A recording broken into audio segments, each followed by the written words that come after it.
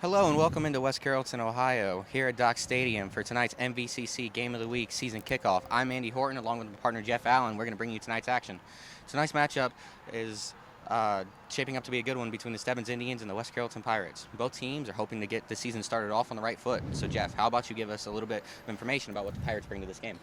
Well, Andy, West Carrollton surged in the latter half of the year, posting the #1 offense in the Miami Valley League in the last 7 games. #2 overall. Now, they were only 3-7, but won the last 3 out of 5. And the switch that flipped wasn't only mental, because this wasn't the same team after sophomores Kamari Cleveland and Tyron Darby stepped into starting roles. Now, in last year's matchup against the Indians, the Pirates took a hard-fought game, 21-14, on a night where best versions of both teams showed up for the last game of the season, Andy. And it looks to be another exciting Friday night to kick off the year. Why don't you tell us about this year's Stebbins Indians? Well, Jeff, the Indians busted out of the gate in 2019, defeating their Week 1 matchup, Greenview, 19-0. But then they sputtered through 6 straight losses. As 2019 began to come to a close, though, the Indians started to find their groove. The Stebbins Indians, in their final 5 games, behind star sophomore quarterback Nate Keller and junior running back Marvelous Rutledge, were able to compile over 750 rushing yards and 9 touchdowns.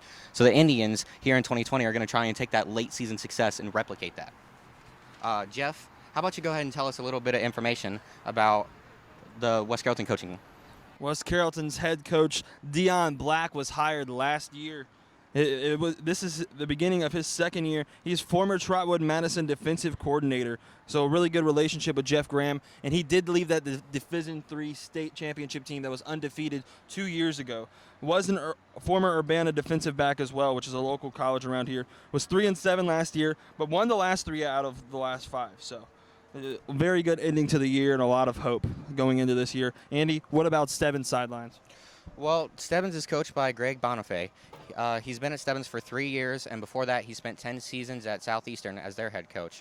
And before that, he was an assistant at Stebbins for 4 years. He's 4-26 here at Stebbins, so he hasn't had much success, but they're looking to turn that around here this year.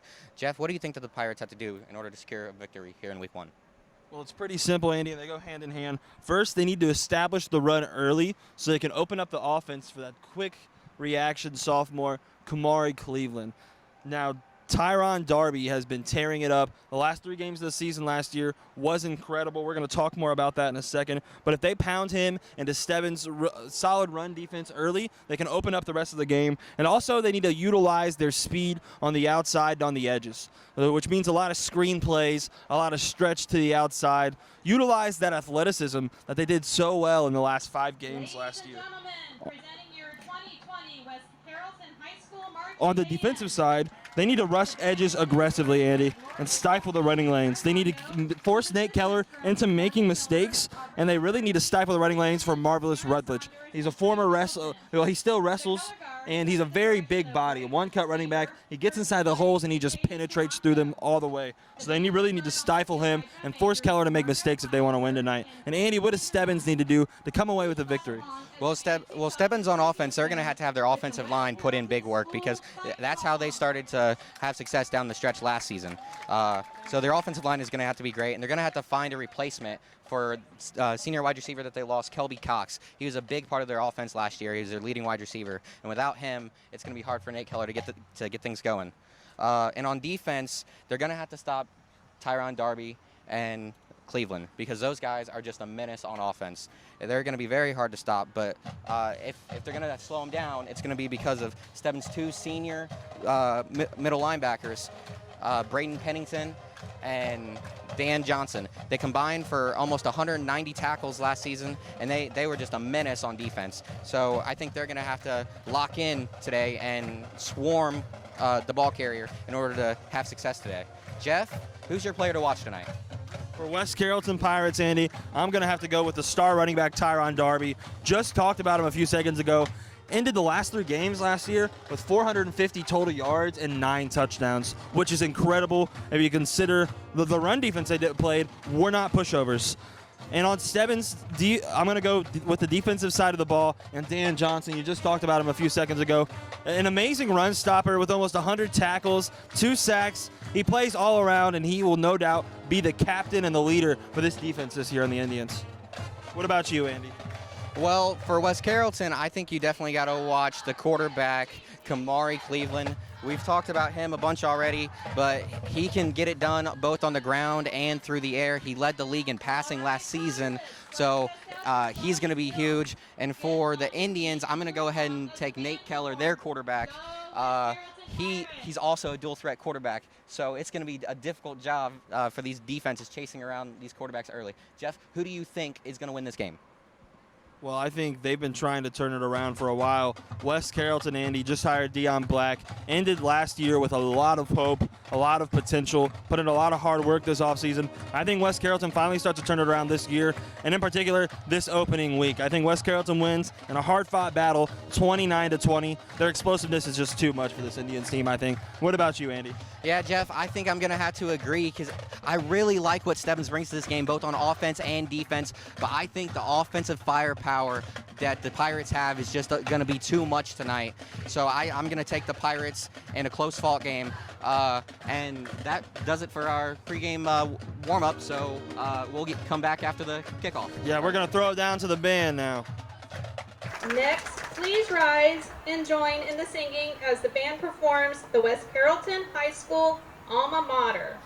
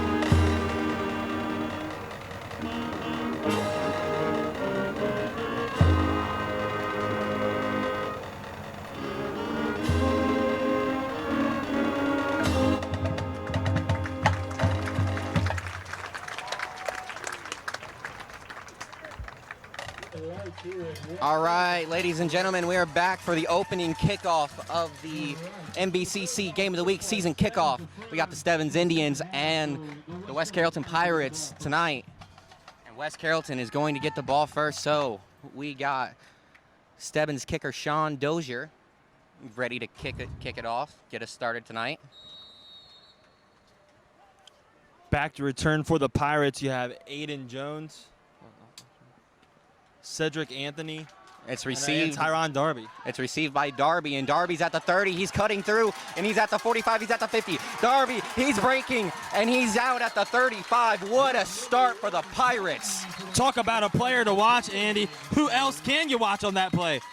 He got out quick, and he is just a lightning bolt, man. He is so fast. And that elusiveness. There's a difference between quickness, speed, and elusiveness, the ability to stay away from other human beings. Tyron Darby has it. He flashed it the last 3 games last year, and I'm just really excited to see what he can do this year for the full season.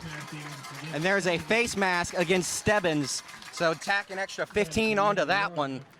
What a start for the Pirates defense. They're All gonna smiles on this side, Andy. start the ball off, or start with the ball at the 20.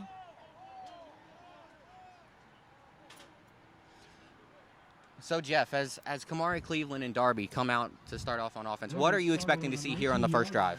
The first drive, I'm expecting to see them get outside, utilize those athletes to their fullest abilities, Andy. Try and stretch out the defense. Let's get Cleveland in open space with, some read options, maybe some QB draws. Get Darby to the outside with some stretch plays. Utilizing the speed was one of the things that I said was going to win them the game. Yes, for sure, Jeff. So we have Cleveland with Darby behind him in the pistol. Man in motion. They're going to take the snap, hand it off to Darby, and he's through the hole. Down, it looks like the 11. That's a 9-yard gain for Darby. Andy, we were talking about it before the game. If Darby continues to break off these 8 to 11-yard runs, Stebbins will be able to do nothing about their offense all night long. Yes, Jeff, and I like what I'm seeing right now. It kind of looks like the Oregon Ducks. They got up to the line and they snapped it in a hurry. They are trying to run the Indians out of this stadium very quickly. And what a stop by Marvelous Rutledge, the senior running back who doubles as a linebacker. Read the play. It looked like they almost tried to do the exact same thing except with the guard pulling this time, Andy. It was a nice play design, but like you said, Rutledge, he's just a ball hawk on both sides. He's always looking for contact. Great player. So now they're slowing it down a little bit more. Cleveland back into the huddle. And they're dangerous in open field, Andy, but along the red zone, they're so unpredictable with all these weapons. This is something I've never seen before. Okay, they had 6 guys lined up behind the quarterback, and now they all looks ran like a out to the heavy spot. set. And it is going to be handed off to number 2, DeJuan Howard. And there's not much room there. Looks like he's going to lose some yardage on the play. Looks like about a loss of 2. Number 53, Damian Lowry, all over that, the senior defensive line. And after 2 big plays to start off the drive, it looks as though the Pirates are slowing down. The Indians are starting to catch their footing here on defense. Yeah, and this was really Stebbins' strength last year, Andy. Their run defense was able to keep them in games at times. Yeah, we talked about them earlier. Braden Pennington and Dan Johnson, those guys are just balls, and they are all over the field on defense. So you got 3 receivers and a halfback. On 4th down, Cleveland goes to the end zone. It is caught. Waiting for the call. And it is a touchdown. Oh, my goodness, Andy. 7-0 Pirates. That was an exceptional throw by Cleveland. Jordan Berry, one of our players to watch before this game. We've been talking about him all day, Jeff. We thought that he was going to be important in this game, and he showed right there an early impact. And how about the focus and composure from Cleveland in the pocket to make the fade throw? You don't see this a lot in high school, Andy. He went straight to the corner. It gracefully fell in his hands as he danced along the sidelines. And that's the Pirates' first touchdown of the year. What a drive to kick off the season. Yeah, that was a great start. And he was cool, calm, and collected the whole time.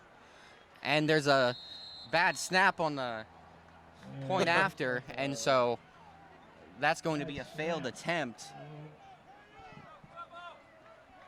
So it'll only be 6-0, but still West Carrollton starting off with a tremendous drive to get their momentum started this season, Andy. Holder, Summer, Noble had issue on that play. But now it's time to see what the Indians have. We talked a lot about Marvelous Rutledge and Nate Keller, so it's time to see what these guys are going to bring to this game.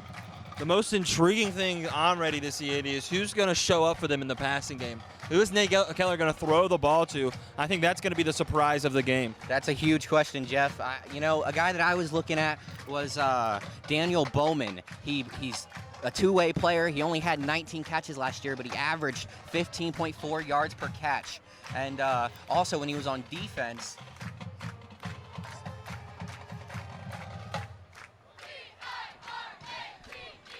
Yeah, another guy I was looking at, Andy, is Aiden Jones, number 5, the senior receiver, was adjusting to the ball very well in the warm-ups. He looked like a pure receiver out there. Yeah, he looked very good getting in and out of his cuts as they were warming up. Something that I liked about West Carrollton's offense on that first drive was how they switched out running backs at times. They started, Tyron. He had a huge run to start off the drive. And then they brought in DeJuan Howard about three plays in. That worked out well for him, so we'll see how that continues to change throughout the night. Yeah, they're probably not trying to tire out their start back too quickly here in this one. Especially after an eccentric return like that. You give that man some oxygen. Yeah, he had 80 yards on the first drive pretty much by himself.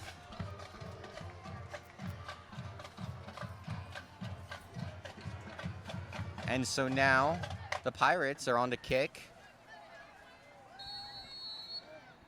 Gabe Valverde kicks it off. And it's going to be picked up by number 10. And number 11, Howard for Stebbins with the return.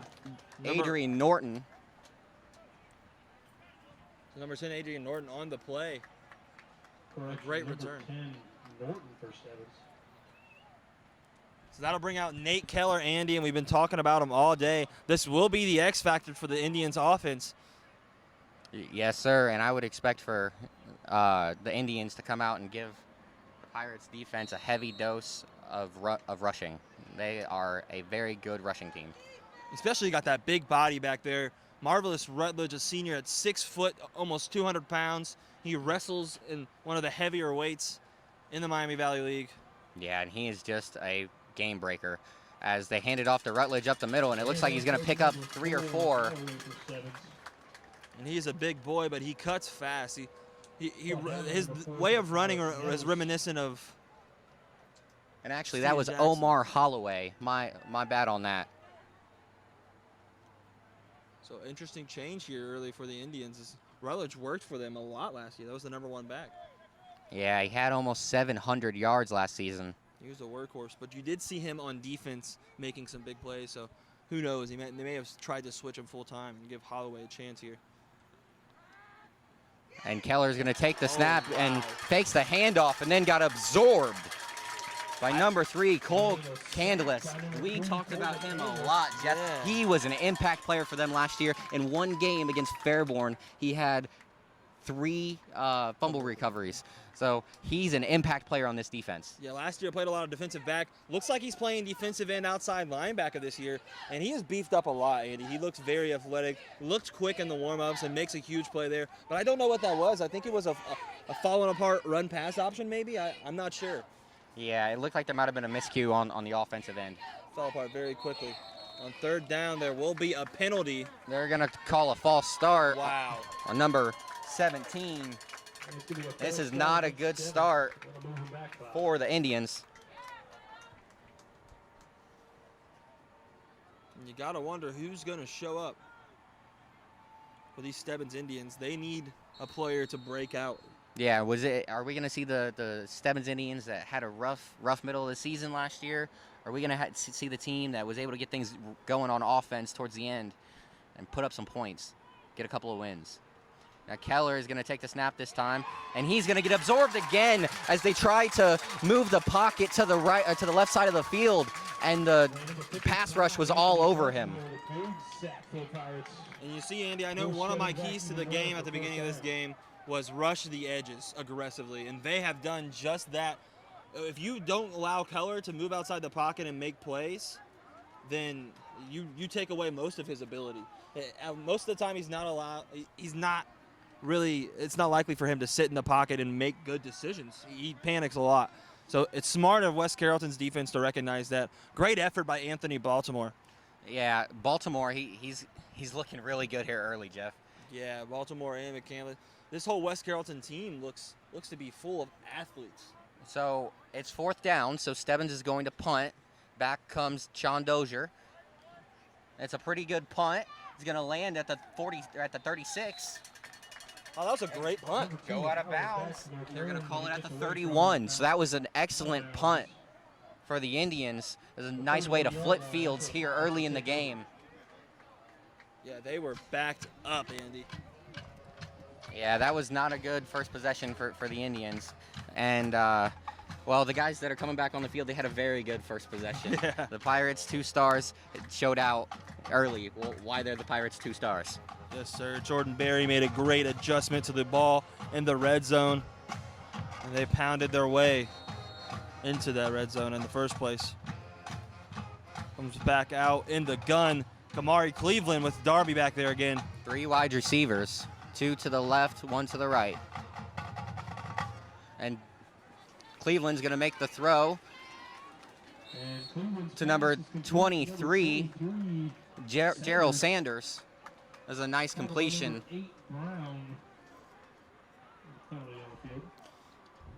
There's a flag down.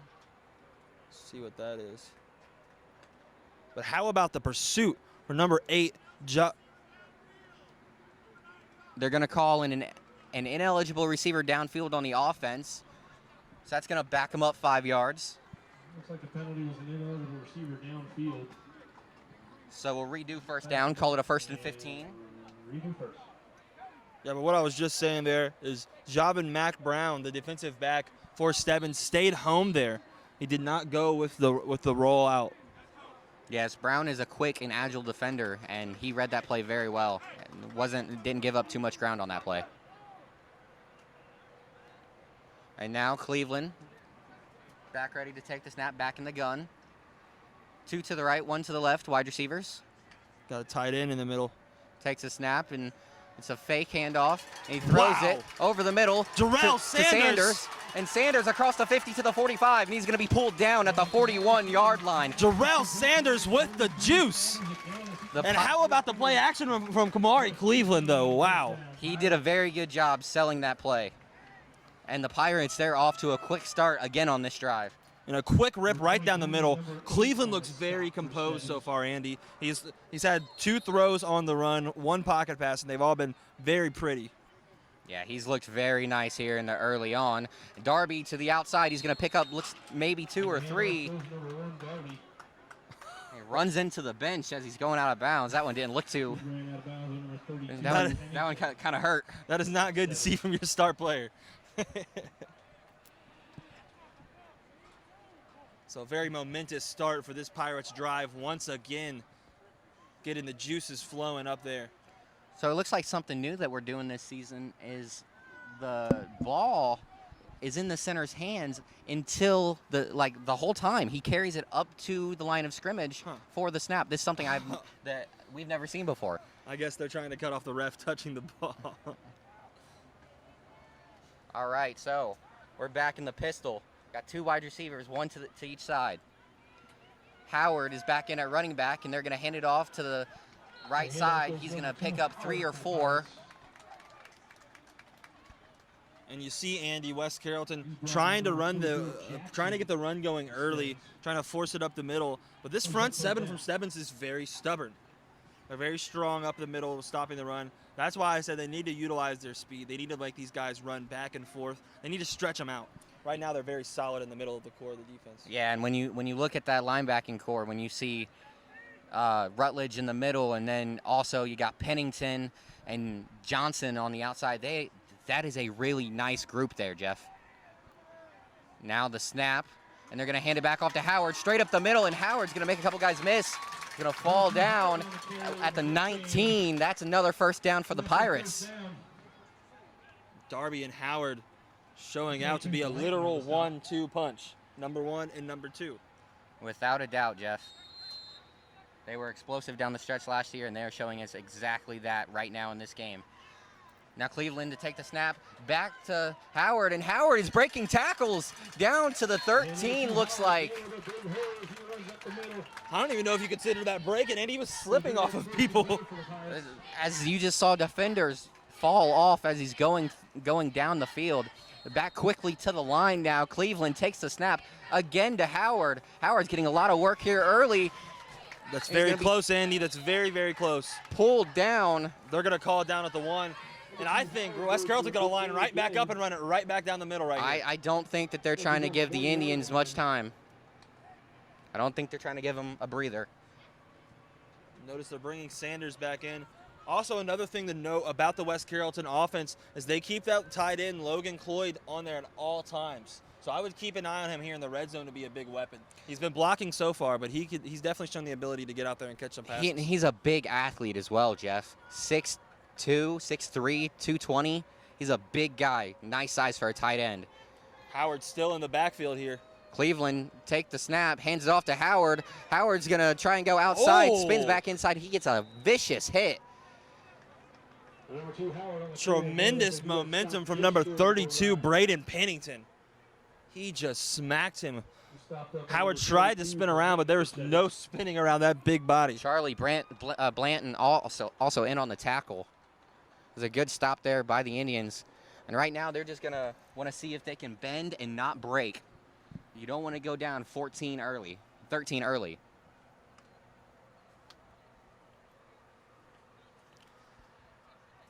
It's notable that Darby is back in the backfield here. Cloyd's still at the tight end. 2 receivers to the bottom. And speaking of Cloyd, I think that's a false start on him. So that's going to back him up to the 6. Redo third down. 3rd and goal from the 6.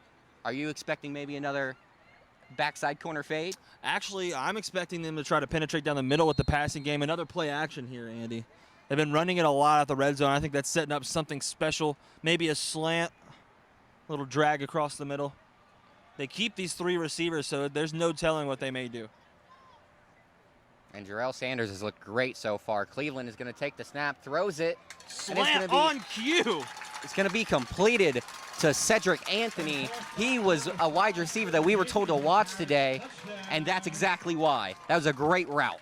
Very wiggly, and I was predicting something up the middle. I didn't think it would be a slant to the outside, but he utilized that perfectly. He got in position right above that corner and right before the safety, and Cleveland did another good job of staying composed, staying in the pocket, and hitting the throw right on.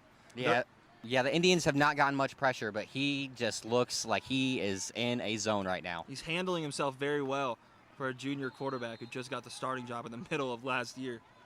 And going for the 2 because they muffled the extra point earlier. In the pistol, you're going to hand it off to Darby, and Darby looks like he lost the ball. And I don't think that's any good, so it's going to be 12-0. Failing to utilize the extra point twice in a row, Andy. That's rough, but if you're the Pirates, you're still happy because that's 2 early touchdowns. Especially how athletic and explosive the defense looked. The defense may have looked better than the offense, so. Yeah, they've looked sharp on both ends of the field. And you said that their head coach, he was the defensive coordinator over at Wayne, so it totally, at Trotwood, so it totally makes sense why their defense is looking so sharp here early. They're moving into these athletes. And if I'm an athlete in the Montgomery County, I'm looking at this, Andy. I'm looking at the fact that Deion Black has gone to West Carrollton and tried to revitalize the program. This is very good for the Pirates. It seems as though there's a complete culture change.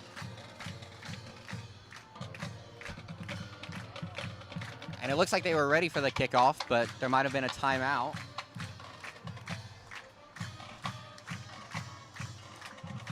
So if you're Stebbins, Jeff, what are you thinking? What do you think you have to do in order to be able to get some points on the board, be able to move the football?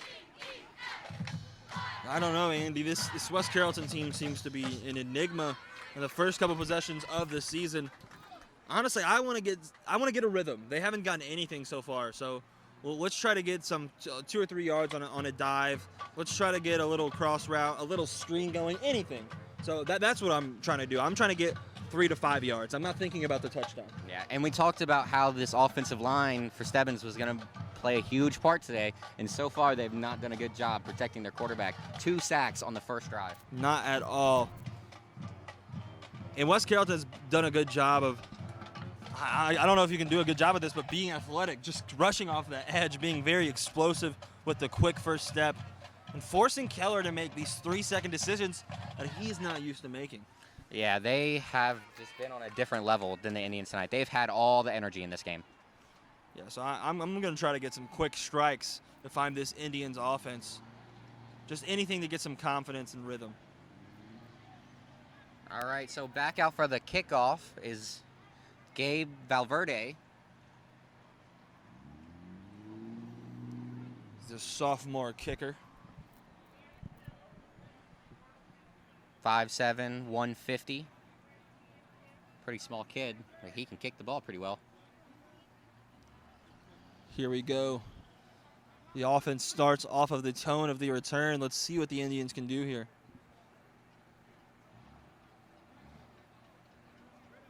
Number 10, Adrian Norton back.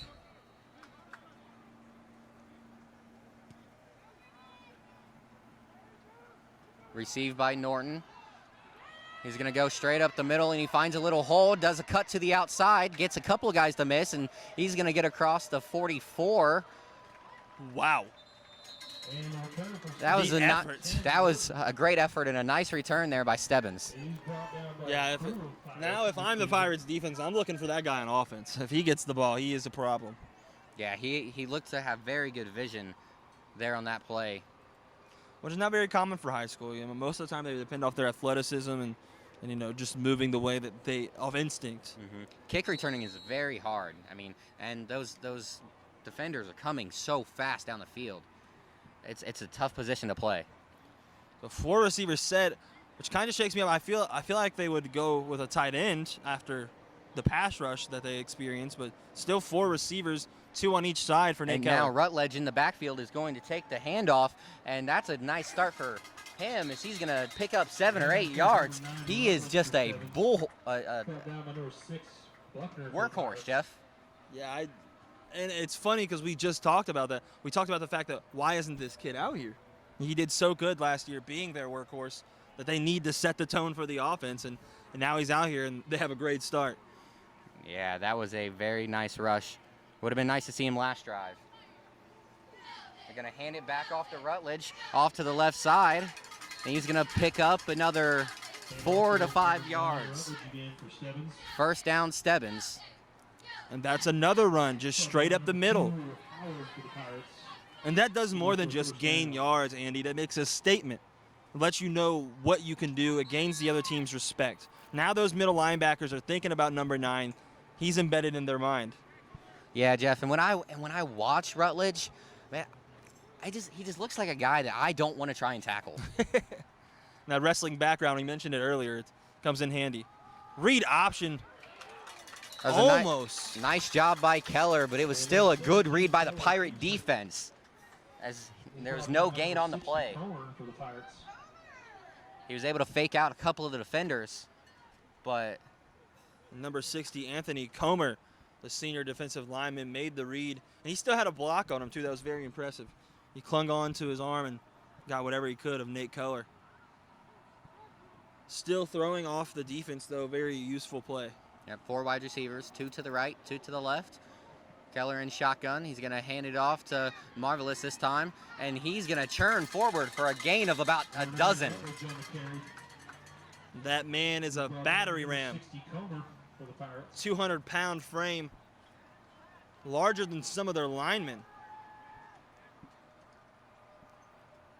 Looks like this one will be a 3rd and short, Jeff. Going to call it 3rd and 1 maybe. And see if I'm the Indians here, I'm going to try a little out route or something. Back to Wow. Rutledge. And that was a nice jump cut by Rutledge to get to the second level, pulled down at the 30. There's that one cut action we were talking about earlier. His running is really reminiscent of Steven Jackson to me, Andy. Whenever I watch him, the way his legs move doesn't look human sometimes. And he has that big body, just like Steven Jackson. Clock running here. Indians have definitely gotten their rhythm going so far in this drive. Yeah, they've looked very good here. Marvelous has been the key. And another read option by Keller. There's not much there. Maybe a gain of 1. And Tyron Darby off of the edge, playing the outside linebacker spot. The Pirates are doing such a great job of staying home, Andy. None of these motions, none of these movements are getting them off of their position. Yeah, the Indians, they like to run a lot of misdirection. And, you know, as we've seen here in these first couple attempts, the read option is just not working. Keller has not been able to find any room. So 3 receivers set. You got to anticipate a pass here. Tried 2 this game and both sacks. And Keller looked to pass, and then now he's scrambling. And that's a hold. They're going to call a hold as a nice grab And number 17 pass. by number 5, Aiden Jones, but that one's probably not going to count. Jones with a flag down on the play. They're going to call a hold on Stebbins, so they're going to take a 10-step jog a little backwards. I believe that was number 50, Chris Larrick, on the right tackle spot. As Nate Keller made the decision to run out to his right, there was Cole McCandless right there, and he had to pull him down or he was hitting his quarterback. So cautious play for the health of the quarterback, but not for the progression of the team. And McCandless, he's just a big body. He's hard to block because of his athleticism. But that did look like a good look for the Indians, those 3 receivers over there. So now it's 2nd and 21 for Stebbins, as there is a clock issue.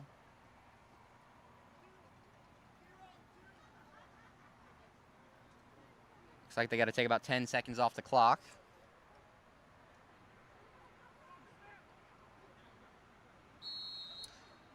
So that penalty is going to be a rough setback here for Stebbins. Keller is going to take the snap. 4-man rush over the middle to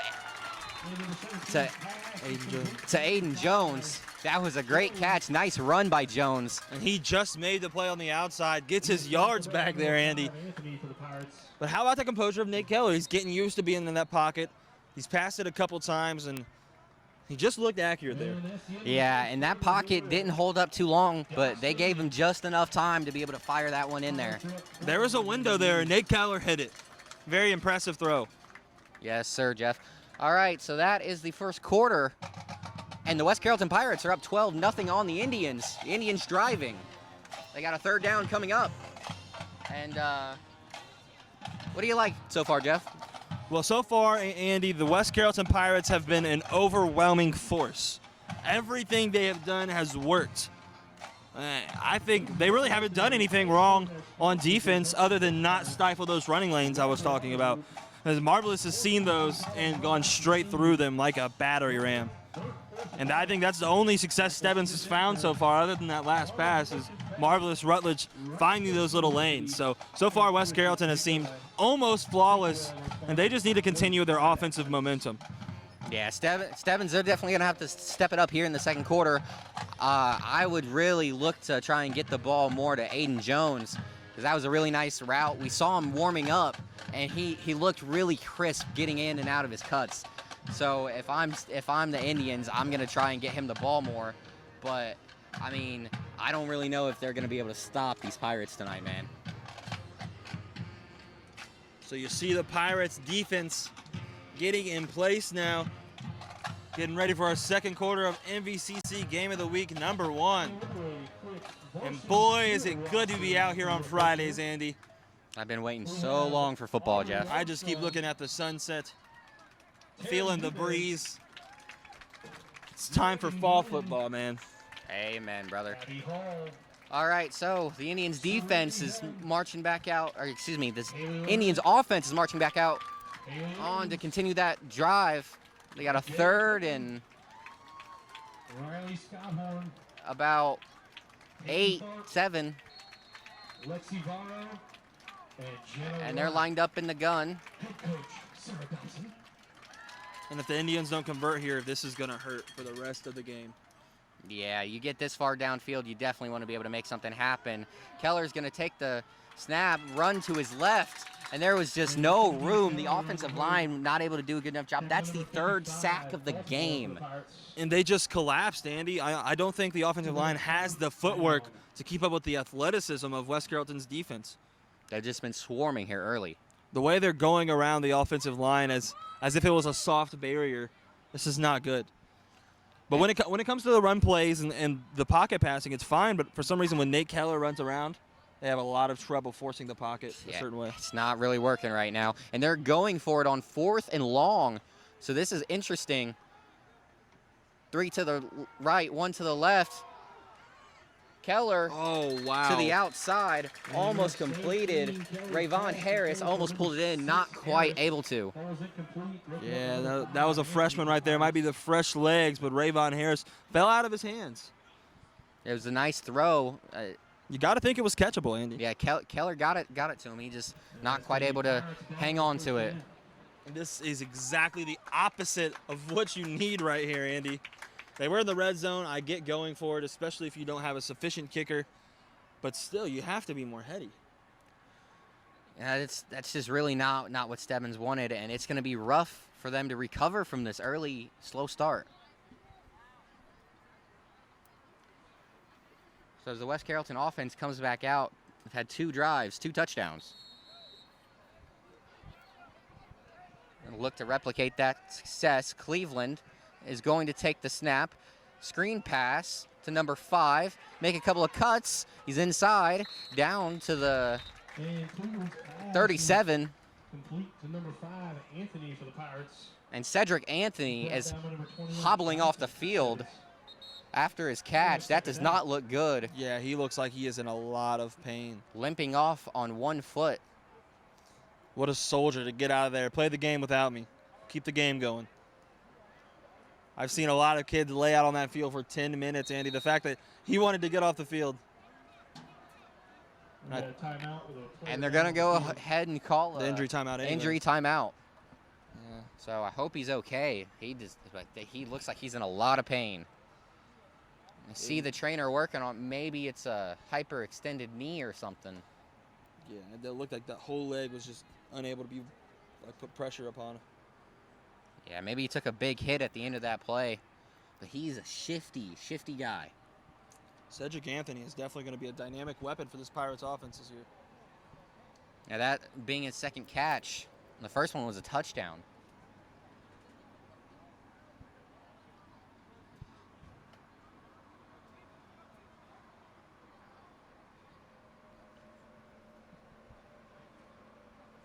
They're working on Anthony on this side.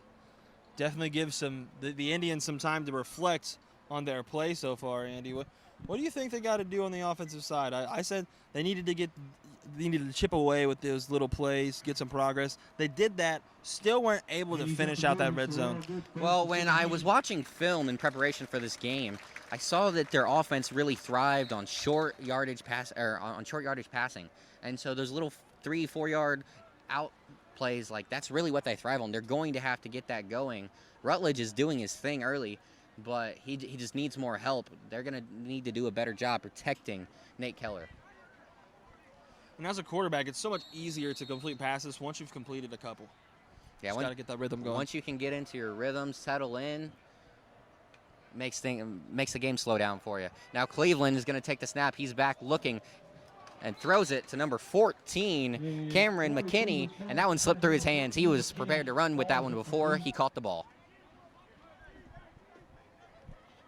So we're going to call it 3rd and about 5. Good awareness for the to Pirates. Come back from McKinney. Saw the coverage completely dropping back. And one thing you notice about Stebbins' secondary compared to West Carrollton, the Stebbins secondary respects Cleveland's arm a lot more than the latter. Yeah, they're playing back. He was second in the league. No, he led the league in passing last season. So he's definitely dangerous. Had almost 1,600 yards. Half of those were in 2 games. Yeah, they had a couple of huge explosions last year, and it's starting to look like that might be a every game appearance. They're looking dynamic so far today. Cleveland was ready for the snap, but takes a timeout. Must have seen something he did not like. Yeah, it looks like a mispreparation from the offense. More time for the Indians to get to talk, though. I'm sure they don't mind. Yeah, I'm sure they want as much time right now as possible to try and get things right. Just adjust, really. It's not like they're being completely dominated in every asset. They just have to settle into this game, Jeff.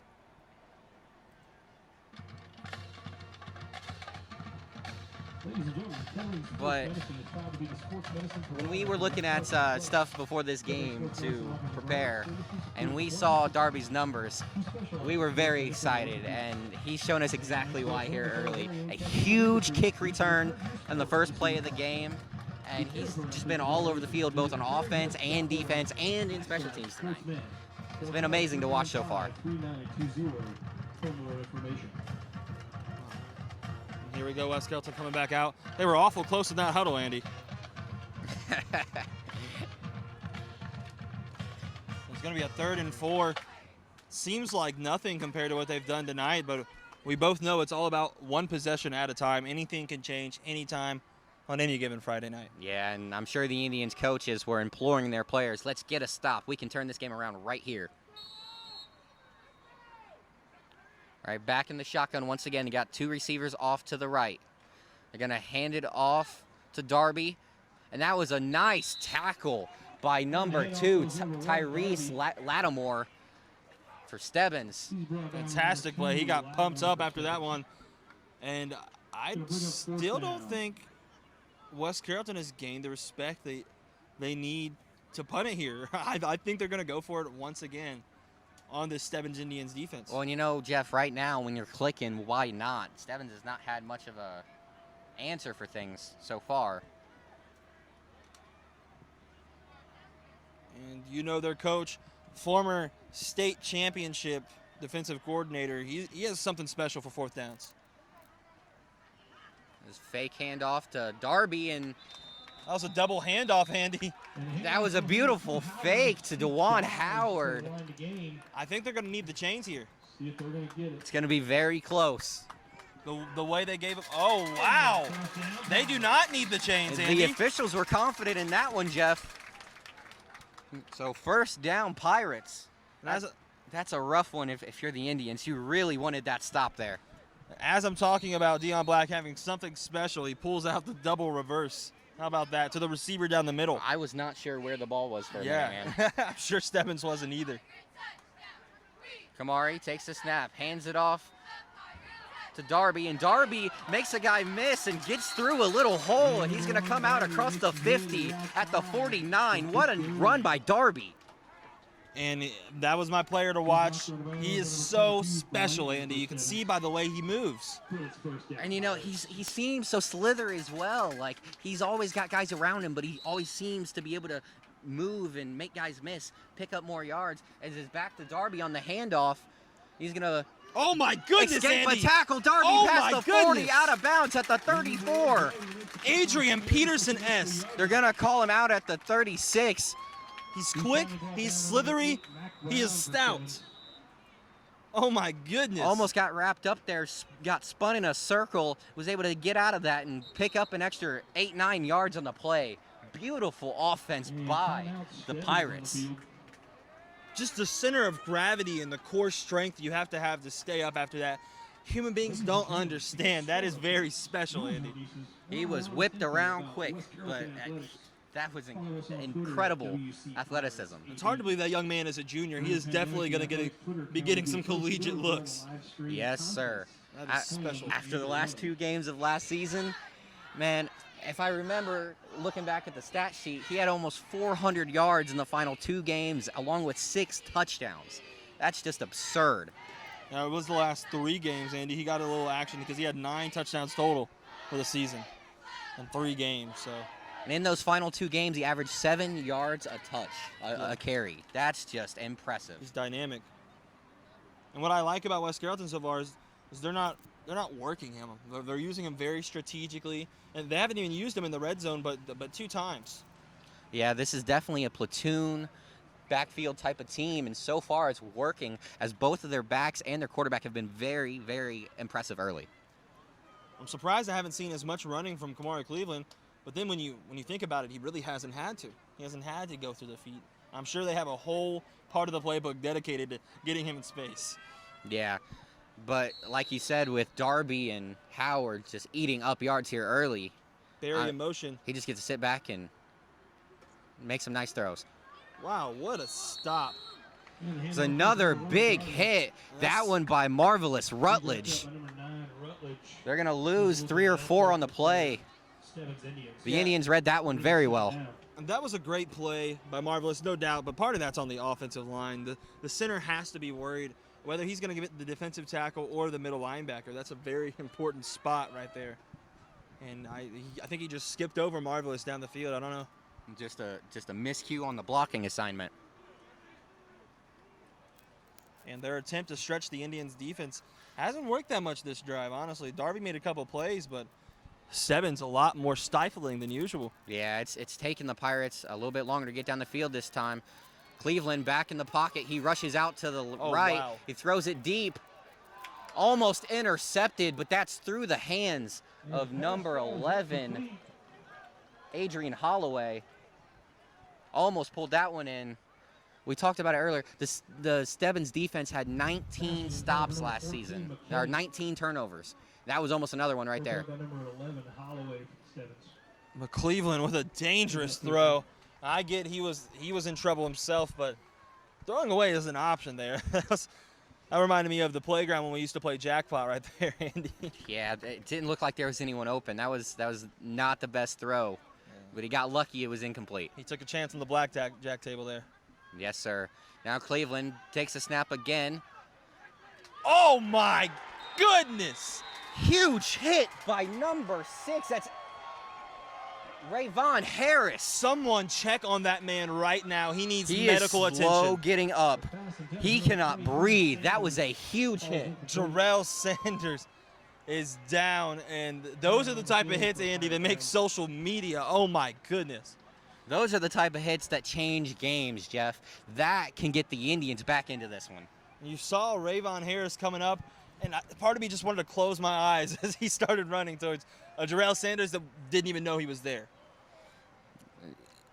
100%, Jeff, and he got up, but they laid him right back down. I mean, he is in some pain.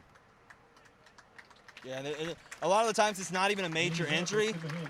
Just got the wind knocked out of you. Yeah, your wind knocked out of you. Get a little CTE going. that definitely vibrates the brain and confuses you. It really does. It alters your mind for the rest of the day, hits like that. So for sure. Hopefully Jarrell Sanders can clear his head and get back in this one. And Ravon Harris, after he dropped the pass down in the red zone earlier for Stebbins, coming back and making his own impact play here on the defensive end. The Stebbins Indians showing some stubbornness here on the defensive side of the ball for the first time in the game. This drive has been excellent. 4th down again, this time 4th and 13. They're going for it anyways. They need to get to the 31. Wow. Cleveland takes the snap. 2 free rushers, a screen pass.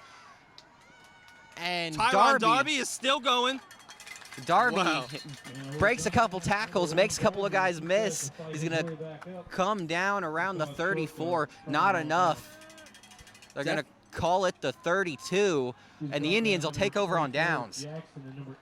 Definitely a risky screenplay, Andy. For sure. You could have gotten both of your best players hit on that play, and you really want to protect those guys, especially the quarterback if you can. But there was not a lot of blocking out in front. But he's such an amazing athlete. He still was able to make 3 or 4 guys miss. Stebbins Indians, led by Nate Keller, come back out in their usual 4 wide receiver formation. Now let's see if the offensive line can react here and do a little bit better.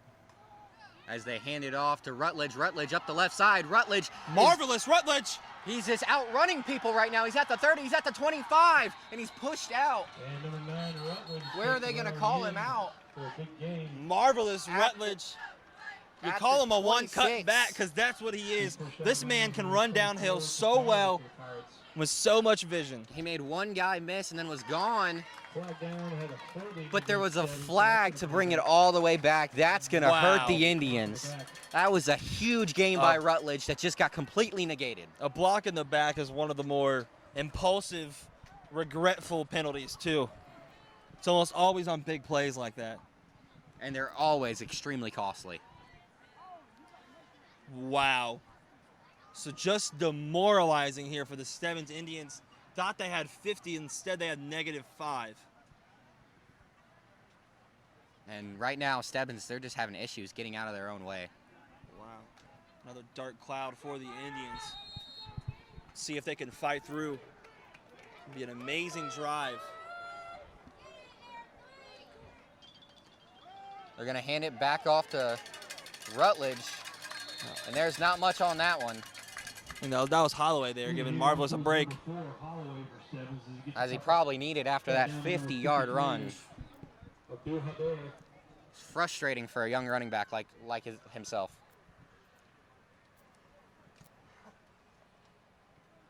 So instead of being down by the red zone, they're still back behind midfield on 2nd and 10. Holloway is still back there. Rutledge still trying to grab that breather on the sideline. They're at the 33. Keller ready for the snap. Tight end in motion. He's going to take it.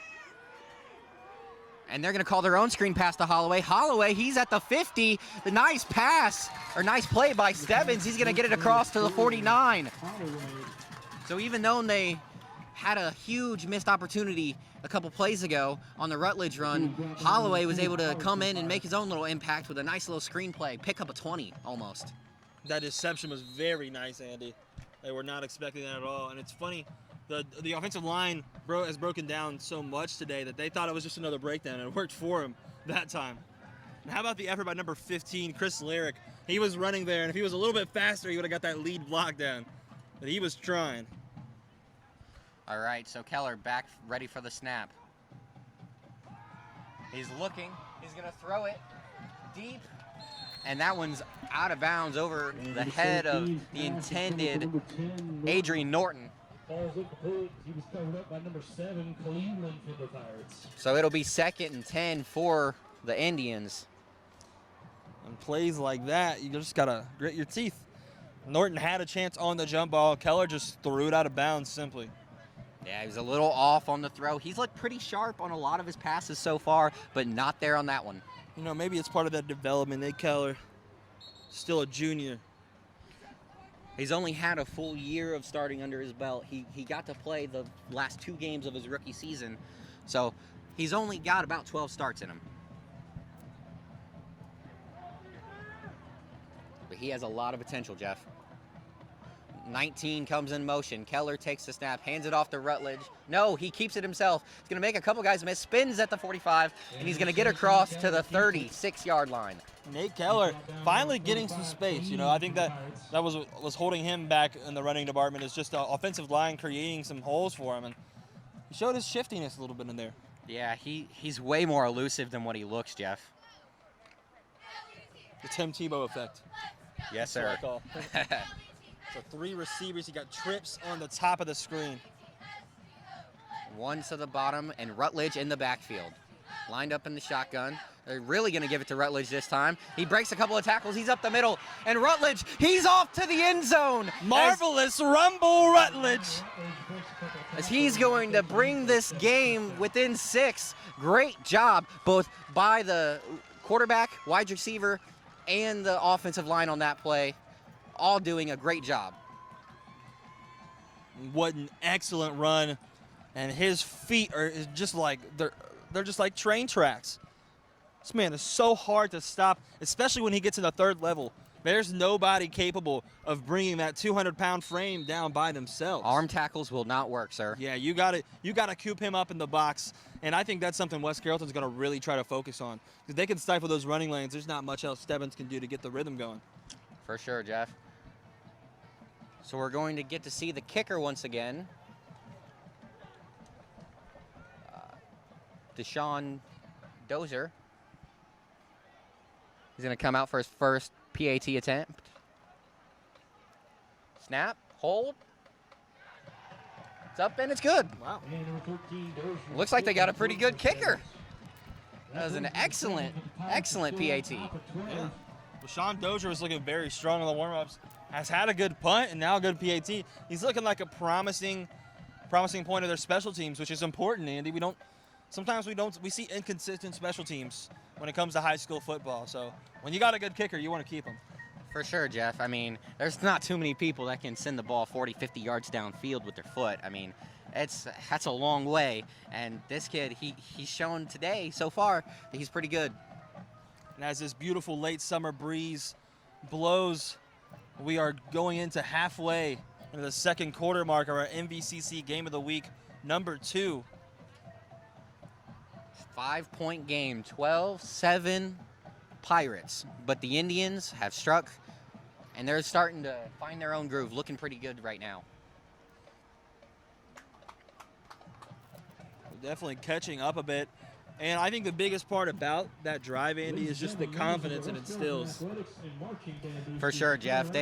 Especially when you really haven't had a lot of success, over the last couple years in general. But early in this game, there was not much success.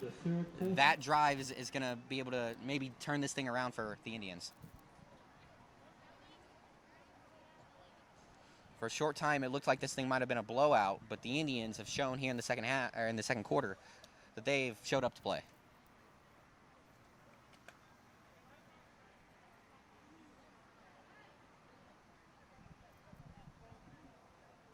So here we go, Dozier back out for the kickoff. I'm sure he's happy about this one. And he booms that one into the end zone over Darby's head. This kid's got a cannon. Sean Dozier. He's been one of the players of the day so far for the Stebbins Indians. And, maybe along with Darby, maybe he might be getting some looks by the end of the season. That was a beautiful kick. Definitely don't see it a lot in Ohio high school football. Well, out comes the explosive Pirates, who were met with a halt last time. The Indians were on their stuff. Yeah, they were able to bend but not break. They got them around the 35, but they were able to hold, not let them pick up the fourth down. And the key was containing the backfield, really. I think their backfield opens up for everything they do, and once you have a hold on that, it gets a little bit easier from the defensive side. For sure, Jeff. Hand off to Darby up the middle is going to break a couple tackles, and he's up past the 30. He's just been unstoppable right now. It's a nice tackle by Javin Mac Brown. And I'm positive that he gains 50% more yards than an average human being would, just by the way he's able to be elusive. Dude, his yards after first contact is absolutely insane. And that's just a genetic trait sometimes. Darby, the ball again, out to the left side. Is going to get a guy to miss again. Scamper out of bounds. Call it the 33. And a lot of these long, lengthy guys, they're easier to bring down, right? They have a larger frame, a higher center of gravity. But there's something about Darby. He is just so strong, so centered in the core that it's just hard to put the man on the ground. It's hard to stop him from moving. Well, and his insane quickness it's hard to keep with him, He just goes every other direction so much faster than the normal human. Strike over the middle. And there we go. What heart from Jarrell Sanders after getting absolutely popped on a cross route to do another cross route down the middle. Got blown up on the last drive, and he showed no fear going inside and hauling that one in. And that was a similar play. And that was a similar play to what we saw earlier as well, with the play action cross up the middle. Did the exact same thing to this exact same person. Yeah, this Pirates offense uses a lot of play action. You use a lot of option type offense. And that's the thing. That's the advantage of using the run early. And they're going to pitch it this time to Sanders. Sanders makes a cut field. He's going to pick up about 10 yards, scamper across the 45. Good effort by Tyron Darby to get out there and lead block for his man. That's what you really like to see out of your stars. Even when they're not the focal point on the play, they're still out there giving 100% effort. It's all about effort. A lot of times that can make the difference between the winning and losing team. How much can you push past that point of not pushing? 2nd and 2 now. 4:20 left on the clock.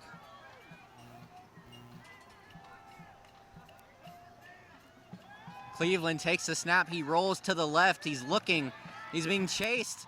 And he's going to be pulled down by the Indians. That's number 2 again. Tyrese Lattimore. And Jarrell Sanders is right in front of his face. I know the coach is urging him to throw it out.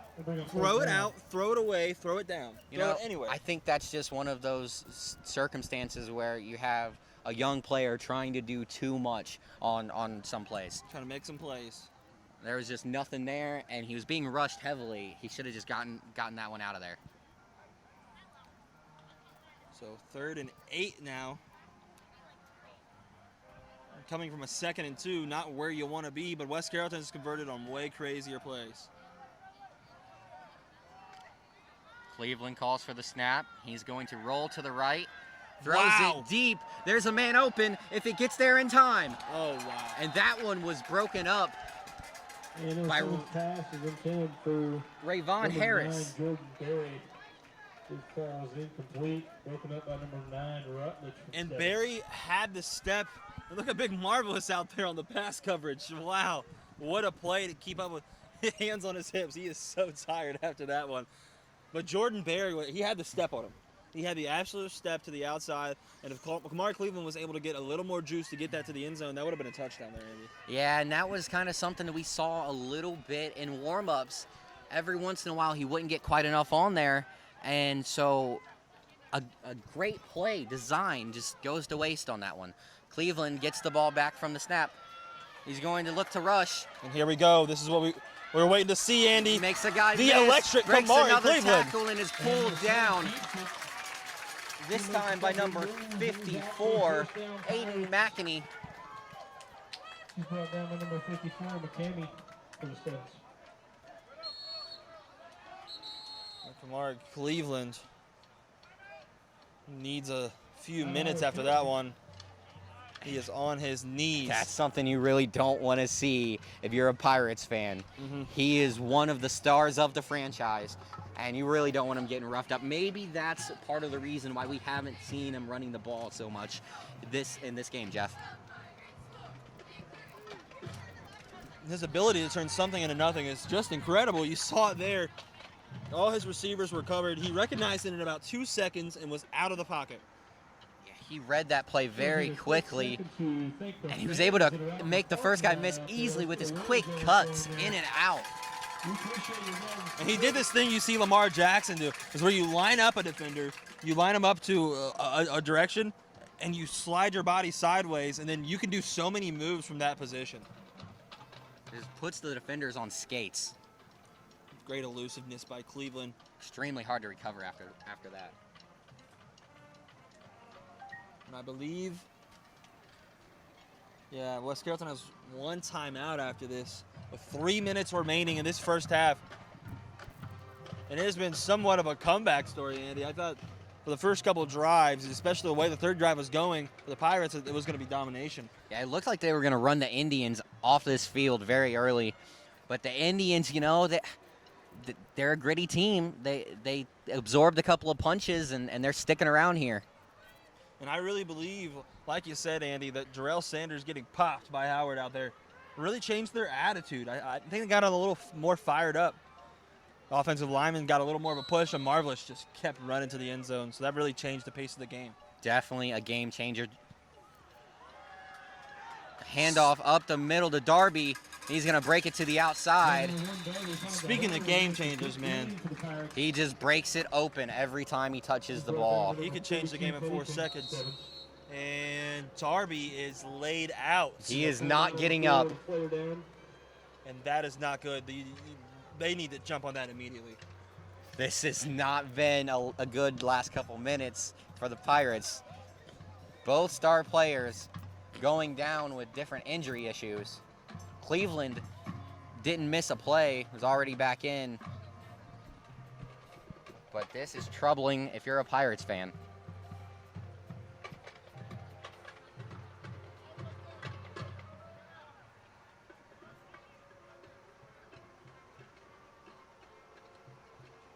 And you know, Jeff, this game just simply might come down to a battle of attrition. It seems like it. Who can stay healthy? And that's the third time we've seen the game come to a halt because a Pirates player did not feel healthy. All right, and he's up. Let's give him a hand, folks. Looks like he just took a big pop. He's holding his hands above his head, trying to catch his breath maybe. It looks like he'll probably be fine, but that's going to bring DeJuan Howard back out. He's been very productive so far. It doesn't make that big of a difference, but still, Darby, he's a game changer, and you really need to control how much you use him. So the Pirates have taken some big shots, but so far every time each player stood back up. Howard is going to take the carry that time, and Stebbins was all over that as Rutledge, along with Tyrese Lattimore, again in on the play. They had everybody at the line there. They were ready for that dive right up the middle.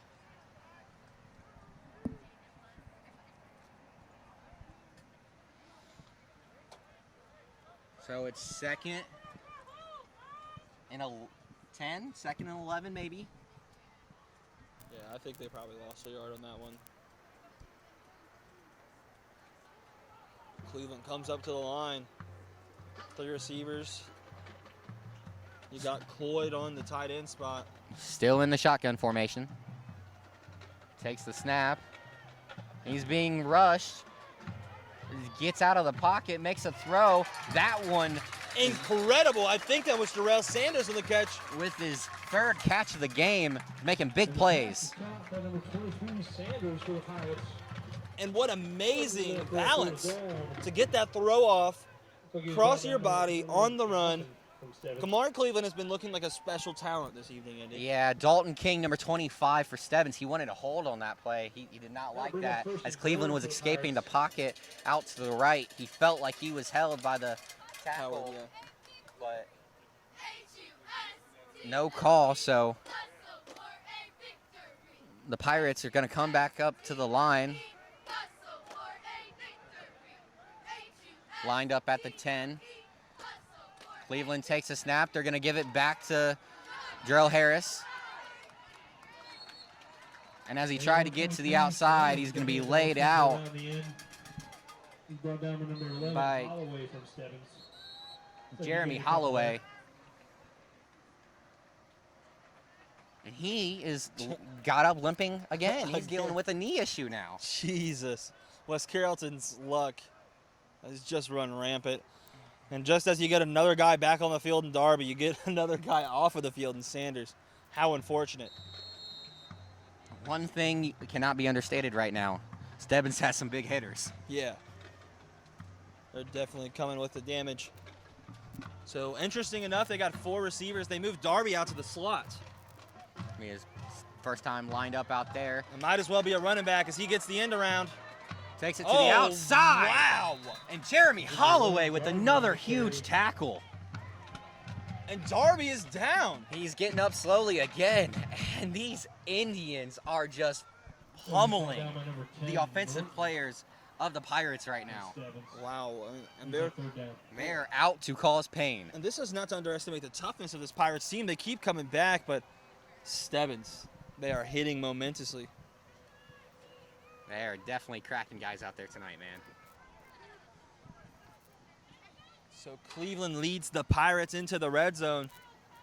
After some really big plays in this drive, let's see if they can cap it off. Going to be lined up at about the 6-yard line. Snap to Howard. Howard almost gets the end zone. That's going to be to about the 1, Andy, and you're going to see a 4th and 1. That was a nice rush, and something that really neither of these teams had an issue doing is creating space for their runners. It's been a good job by both offensive lines most of the game. And this is a high-pressure situation. 3-2 full count with 2 outs and 3 on, Andy. 4th and 1. 36 seconds on the clock. Stebbins needs to get this stop. As the Pirates are knocking on the door for another touchdown. So 4th and 1 on the 1. What are you looking for, Jeff? I think I'm going to go with the play action here.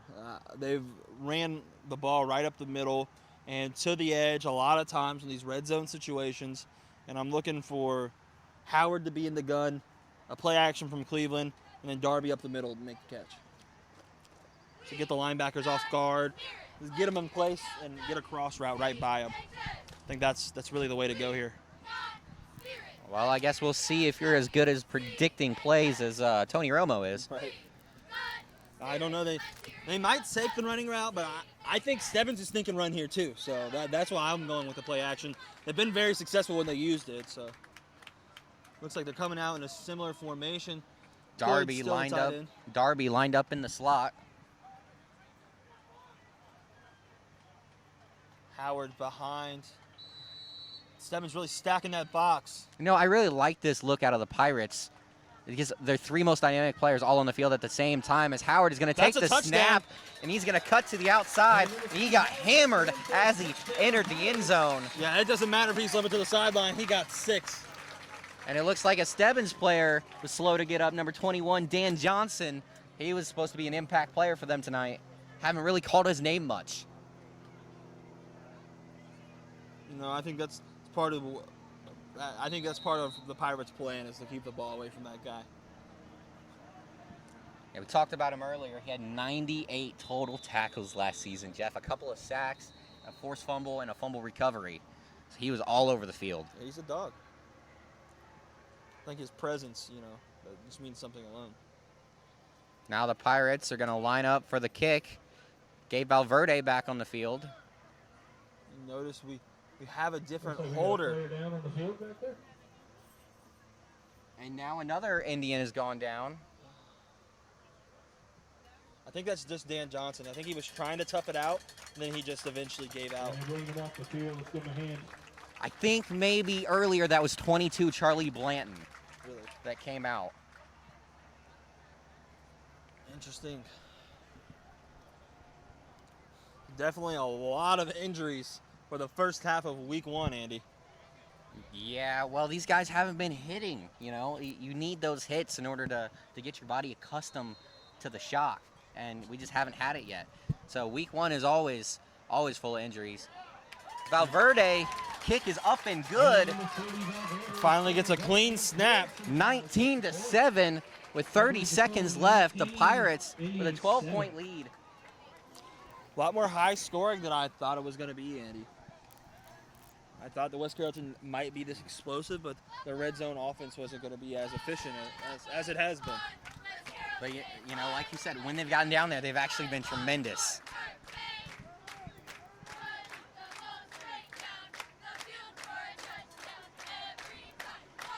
So if you're the Indians, are you just going to bring it out and take a knee, or are we trying to move the ball on this possession? I say why not? You have a quarterback who's capable of throwing the ball.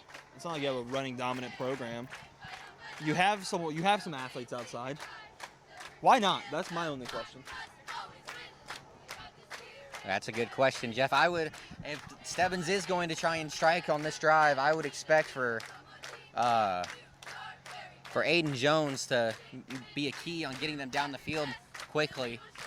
Or maybe they're just going to give it back to Marvelous, see if he can rip off another 50. Very well a possibility. Maybe give him a jump off.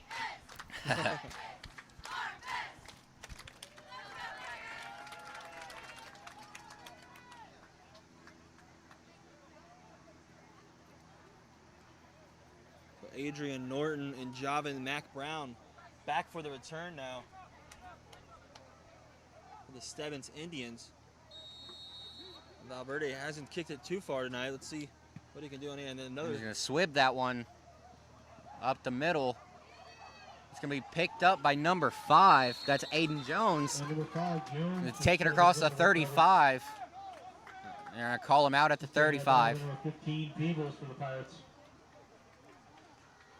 So it's pretty good starting field position for the Indians. Got 24 seconds and 1 timeout. It's enough for 3 plays, realistically. And if you can get some quick strikes, to the sideline, stop the clock, they'll have a really good shot. But at least maybe getting a field goal. And if you haven't gone over these situations with your players, I don't know what you're doing as a coach. They have to have something for these situations. For sure, they got 4 wide receivers lined up, 2 to each side. Marvelous in the backfield. They're going to hand it off, and he has room. He's across the 50, and he's pulled down at the 47. Wow, interesting perspective. That was a nice run up the middle. He's brought down by number 7, Cooper, perspective number 52, They're gonna- 24-second drill. And they're going to call the timeout. Not a bad decision there at all. Stebbins on the field. Yeah, maybe trying to surprise the Pirates on that one. I would have been expecting pass. You saw the Pirates were. They had 3 deep. All of their levels moved back. Only 3 rushing. That was a really nice call by the offensive coordinator. Yeah.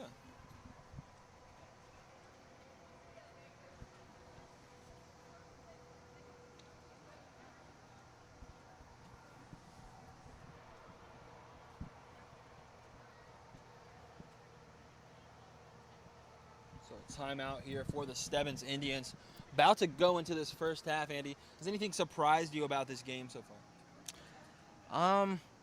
Maybe just how effective the West Carrollton offense has been. I mean, I know that we have talked to extent about the players that they have on offense, the explosive ability that they have. But, I mean, they've been moving the ball up and down the field all game, like they're with almost nonstop. They had 1 punt, I think, and they turned it over on downs once. But they have gotten almost anything they wanted on offense. Yeah, in multiple different ways, too. The most impressive part about it. The Indians are back out lined up, and the shotgun to the left, to the right, like normal. They're going to snap it. Keller's looking, strikes to the outside. 14 gets a couple yards. Number 10, Adrian Norton, reels that one in. Number 10, Gibbs to the Pirates. We're going to second down. And if I'm the Indians here, I'm going to go try down the middle. They have those middle linebackers covering the middle of the field, but last time they had 2 streaks, 2 guys to the outside, so kind of cleared out space. And you have 14 seconds, so you would have enough time to get up to the line, get set, and spike it. Yeah, if you're very urgent about it, you definitely could. But you have to run it quickly.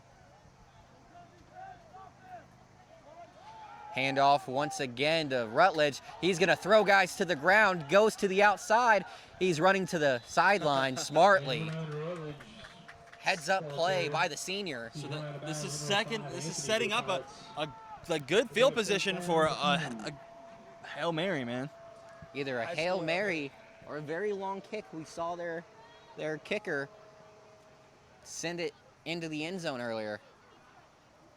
Maybe that's what they're attempting. Let's try and get position. Get a record-breaking field goal set up. Looks like they might bring Rutledge out. He's breathing hard. It looks like there's a little bit of confusion on the field. So 5 receivers. West Carrollton not even rushing. All of them are back. And Nate, with tons of time, he's going to throw it to number 10, and it's going to be intercepted by the other number 10, Caden Gibbs. He's returning it. He's at the 50, and he's going to be taken down right at the 49, and that'll do it for the first half of tonight's action. We'll be back after halftime.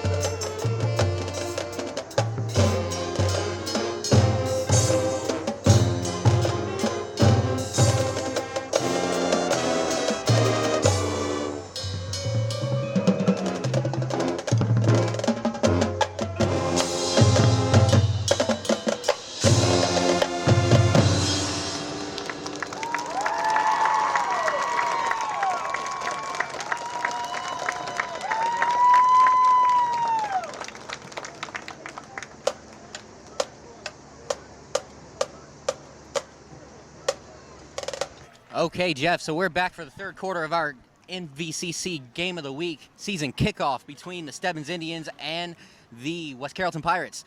What you like in the first half, Jeff? Honestly, just the explosiveness of the Pirates' offense. Gabe Valverde with the kick. And Aiden Jones is going to he's going to pick up the ball off the kick, and he just shredded tacklers. He's going to walk out at about the 45. Call it the 40, my bad. That was a nice little return for Aiden Jones. And wow, like definitely, especially for a squib kick, Andy. Like he was very elusive in small space. Yeah. But back to what I like about the first half, marvelous Rutledge. That kid he shined through.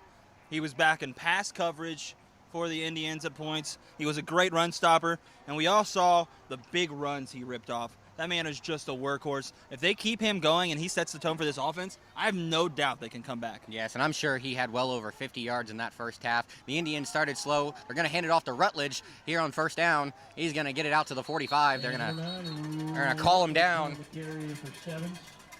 And what you notice about plays like those, Andy, is there's people on the ground after his runs, and it's usually not him. Yeah, that's for sure, Jeff. Logan Clyde was able to pull him down on that play. But the Indians, they got off to a slow start in this one. They let up 12 points in the first quarter, and they were slow getting their offense going. But then once Rutledge and Keller were able to settle in a little bit, they started to get things going there in the second, scored their own touchdown. Rutledge had a beautiful rush to get them on the board. So 4 receivers now. Low snap.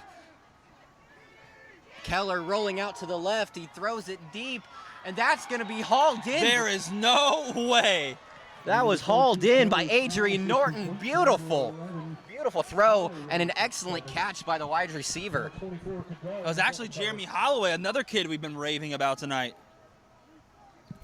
How impressive, the 6'4", 180-pound wide receiver who doubles as safety and has made some hits tonight, Andy. Yeah, Jared, excuse me, Jeff. Yeah, Jeff, a lot of the players on this Indians team double on, they play both offense and defense, and he's one of those guys. He's effective on both ends of the field. 5 receivers now for Keller. Let's see if the offensive line can handle this. It looked like the Pirates were about to blitz, but we got a flag. And it looks as though the defense jumped off sides. And looks like penalty is encroachment on the Pirates. So that was a nice job by the offense to draw them off sides, get the encroachment call.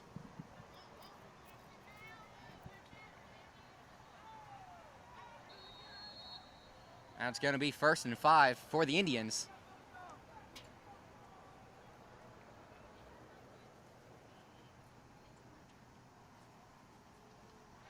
And the Indians are looking much better in the second and third quarter than they did in the first. They're going to hand it off. Never mind. Keller's going to hang on to that one, and the defense read it perfectly as the entire defensive line swarmed to him and took him to the ground. They had the same set. They just moved Rutledge out wide to the wide receiver position. He came in motion. It was going to be a read option jet sweep. I like the play design, but West Carrollton's front 7 all over it. Yeah, I was thinking maybe Keller should have gone ahead and actually given it to Rutledge that time. It looked like he might have had some room on the edge, but we go to 2nd down. So they're keeping it wide again with Rutledge at the top of your screen. Definitely a different look from the Indians than they had in the first half. Keller with the snap. He drops back, he looks, throws it deep. Through the hands of number 6. That's Ravon Harris. He's had a rough time on the offensive end. It's a second drop in the red zone.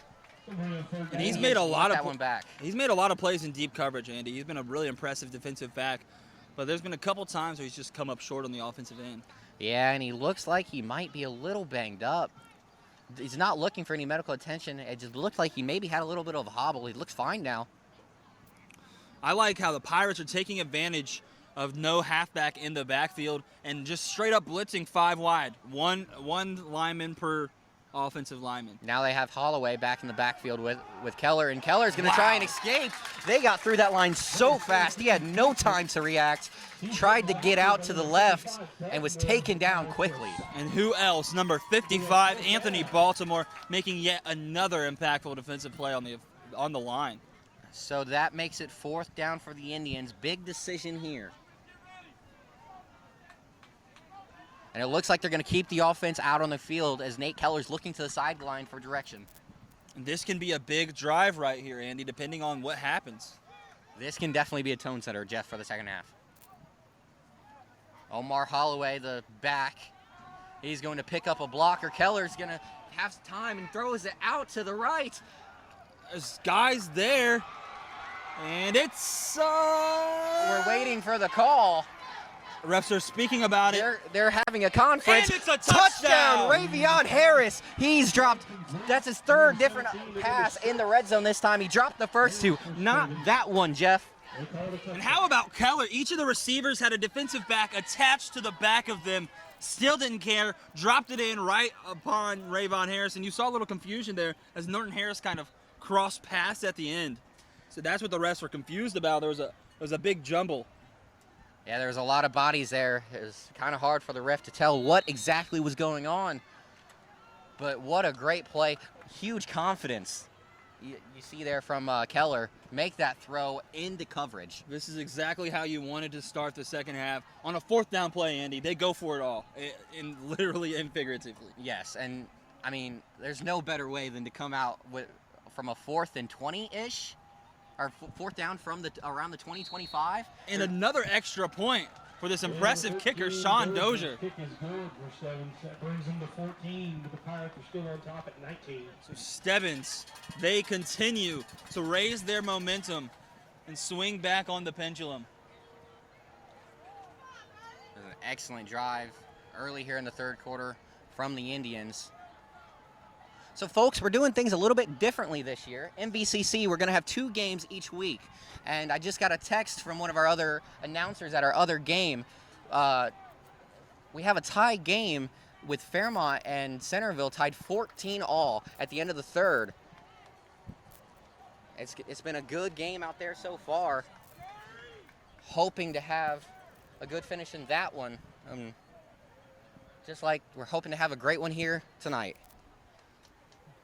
And shout out to MVCC Game of the Week. We are doing 6 this year. You just heard it 2 times a week. Go ahead and check your social media. Go and try and find our schedule on our pages so you guys can tune in every week.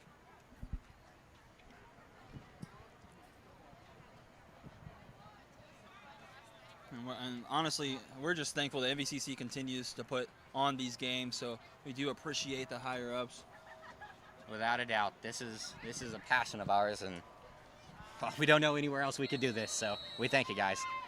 So Sean Dozier is lined up, ready to kick it off once again. Interested to see if he's going to put this one back in the end zone like he did the last kickoff. A little bit higher with a little bit more arc. The wind kind of got in his carries it way. into the end zone. Oh, no, he picks it up at the 1. Makes a cutback. He gets out to around the 20, and now he's swarmed. That was number 5, Cedric Anthony, wide receiver who had a few really nice plays in the first half. Now we're going to get to see the Pirates offense for the first time.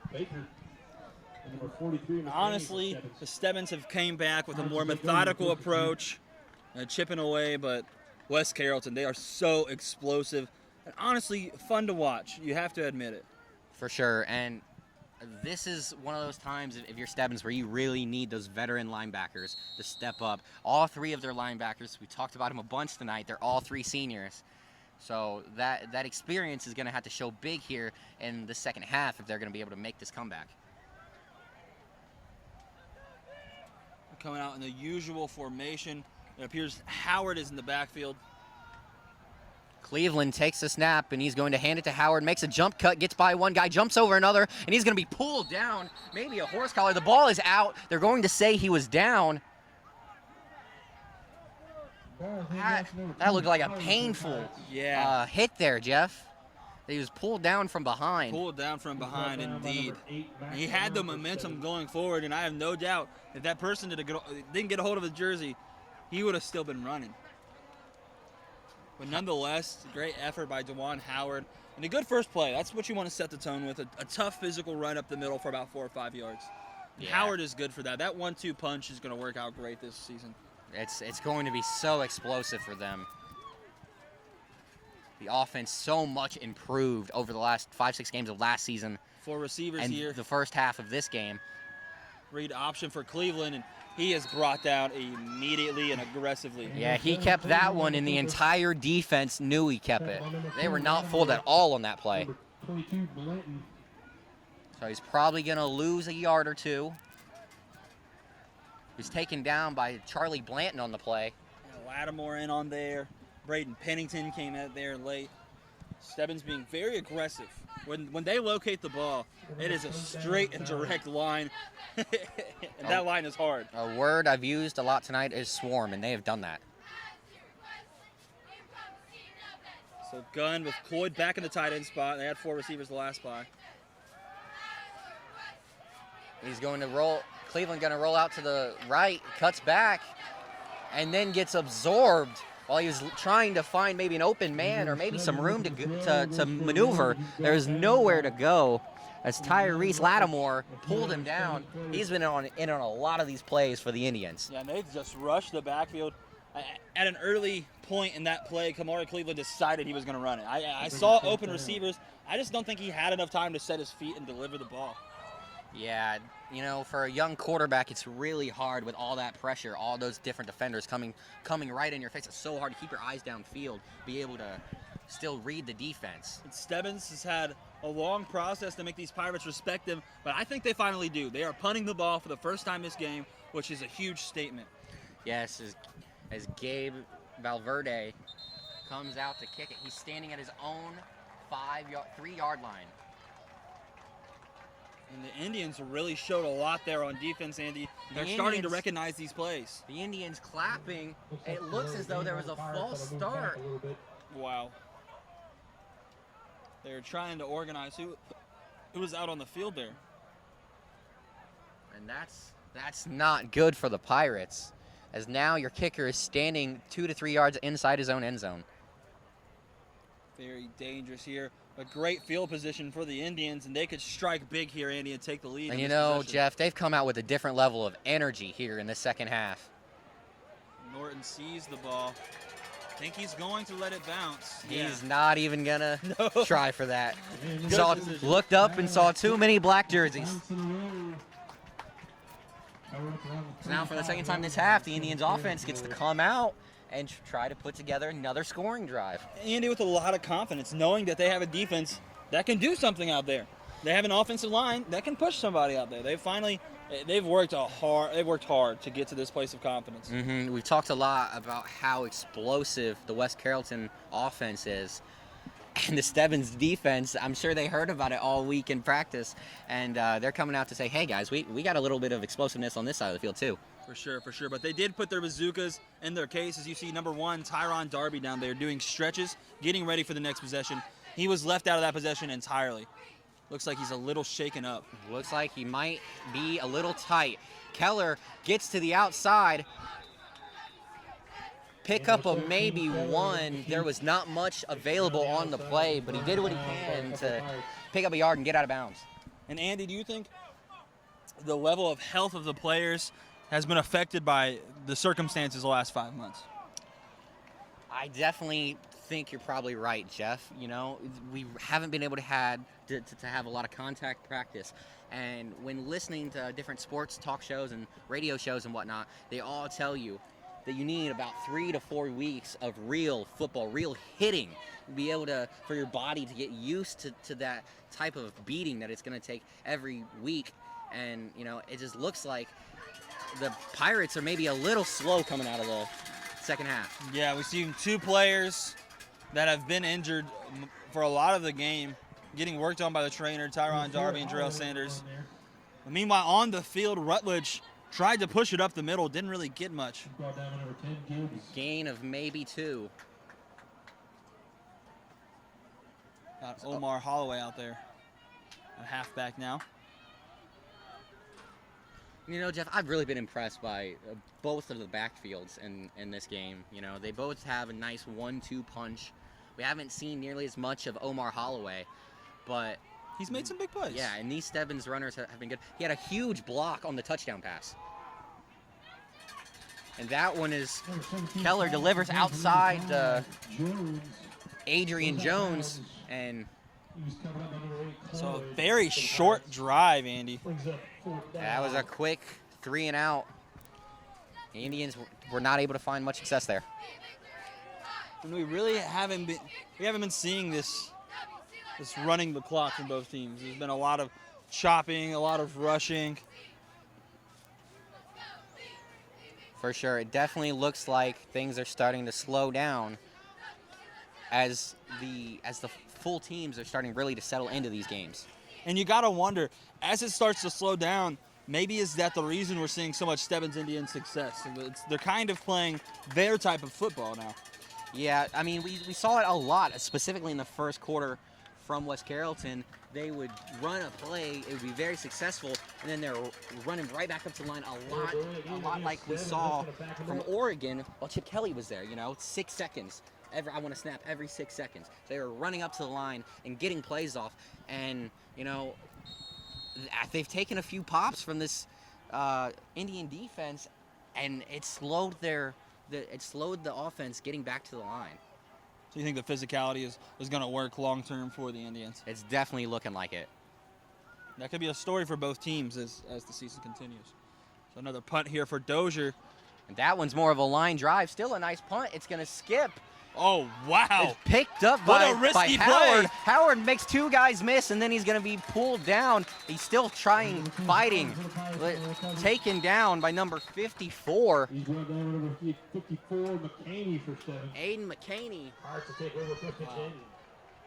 He almost got away from him, but it was a nice tackle. So something I'm seeing is when the ball changes possessions, Andy, the team who punted it or had it turned over, they take the ball back to the sideline with them.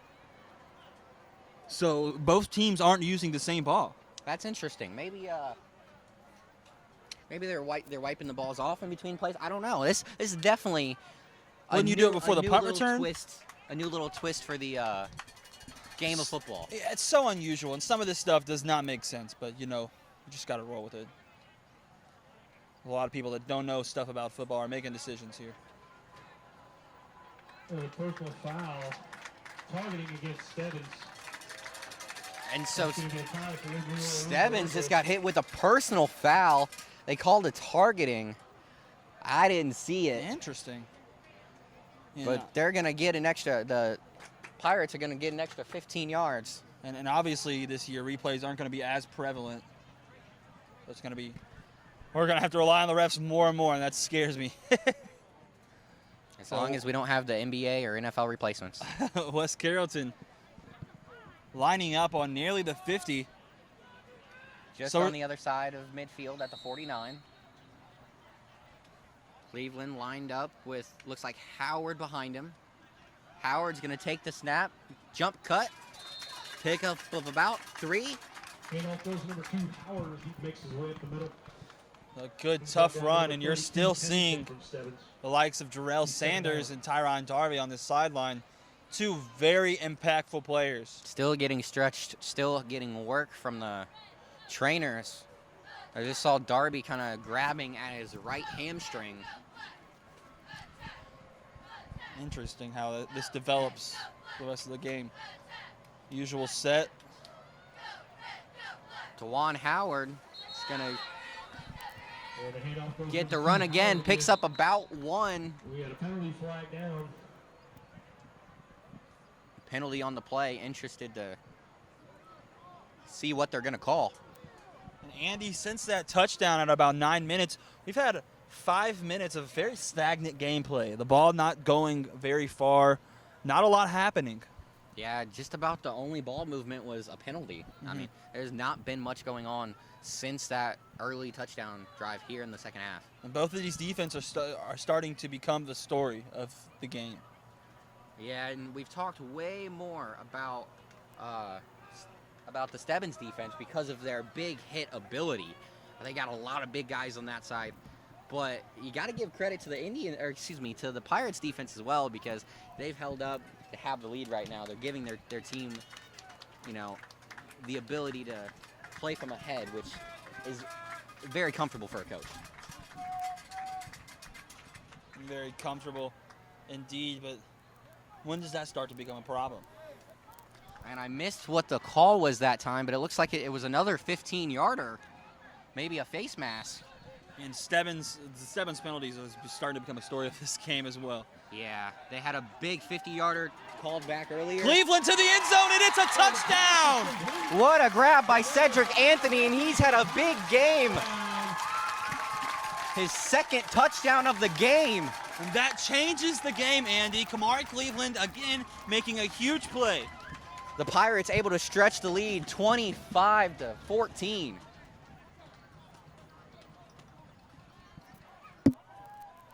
What a great throw by Cleveland.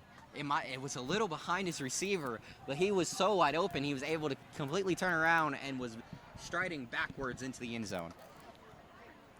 And it sends the smaller crowd wild.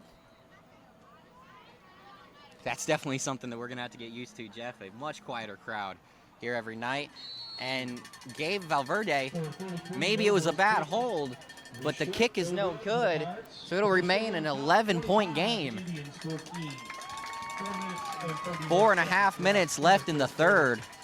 And the special teams has been a nightmare for West Carrollton so far this game. They've kind of struggled in the kicking game all around. Their PAT between their holding and the actual kicking itself, it's just not been a good go-around. And for the punting, they've always gone for it on fourth down constantly. You got to think they know something's wrong with their special team unit. They try to refrain from that part of football sometimes. So. Yeah, I think they've only punted the ball twice, gone for it, on fourth down a few times. So maybe that's a message from the coaching staff. And you saw the Pirates.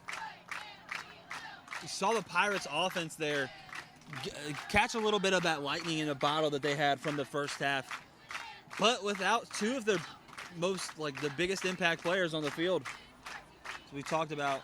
For sure, Jeff, and they're both still sitting over there. We're talking about Sanders and Darby, exactly. They're still sitting over there. On the table together. Yes. And neither of them look like they are feeling too good, and I'm sure neither of them are happy that they are not able to partake in this game right now. It has to be a nightmare for the West Carrollton Pirates. Sanders is a senior, and Darby is a junior. Those are two kids that change the game when they're in there. Your top running back and one of your top wide receivers. Huge game breakers. Still, how West Carrollton has handled having them out with that touchdown last drive. Very impressive. Yeah, even though they got 30 yards from penalties there, they were still able to cap it off with the touchdown at the end. Yeah, and that has to be the last penalty for Stebbins for the game if they want to come back. Yep, Aiden Jones is going to take this one again, and Jones is going to run to the left, cuts up field. He's going to be pulled down at the 39. Good, he built a lot of momentum there. He brought down another 11, Green Jr. for the Pirates. Stebbins Indians come back out with Nate Keller leading the charge in this. And what's been a fun game, really, Andy? For sure, this has been a great high school football game to watch. It's been a fun game to be a part of. So now lined up in the backfield once again, we have Rutledge and Keller, the two stars of this offense.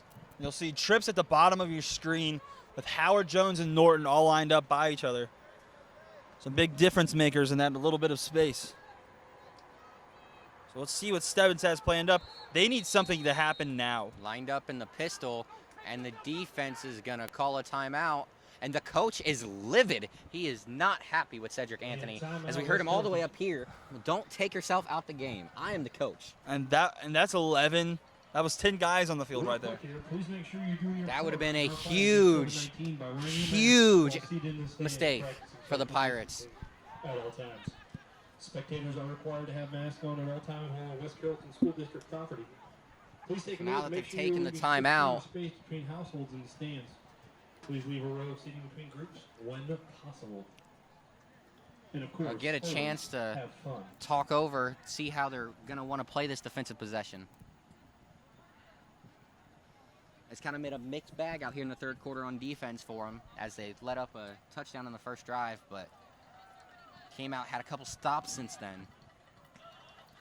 Yeah, and I think that's really what makes or breaks And this folks, West don't Carrollton forget, team, we're gonna be doing is how the their defensive 50-50 adjustments, drawing at the end of the how their fourth quarter. defensive adjustments attack the game. Make sure you got your That's tickets one of the ready best guys. in about That was one of the 4 best guys in all of minutes and GWAC 33 in making seconds defensive away adjustments. from announcing Well, the winner. and does it really surprise you being an ex-defensive coordinator? Now both teams back out on the field. Once again, 3 wide receivers to the bottom of the screen, 1 up top, and Rutledge in the pistol behind Keller.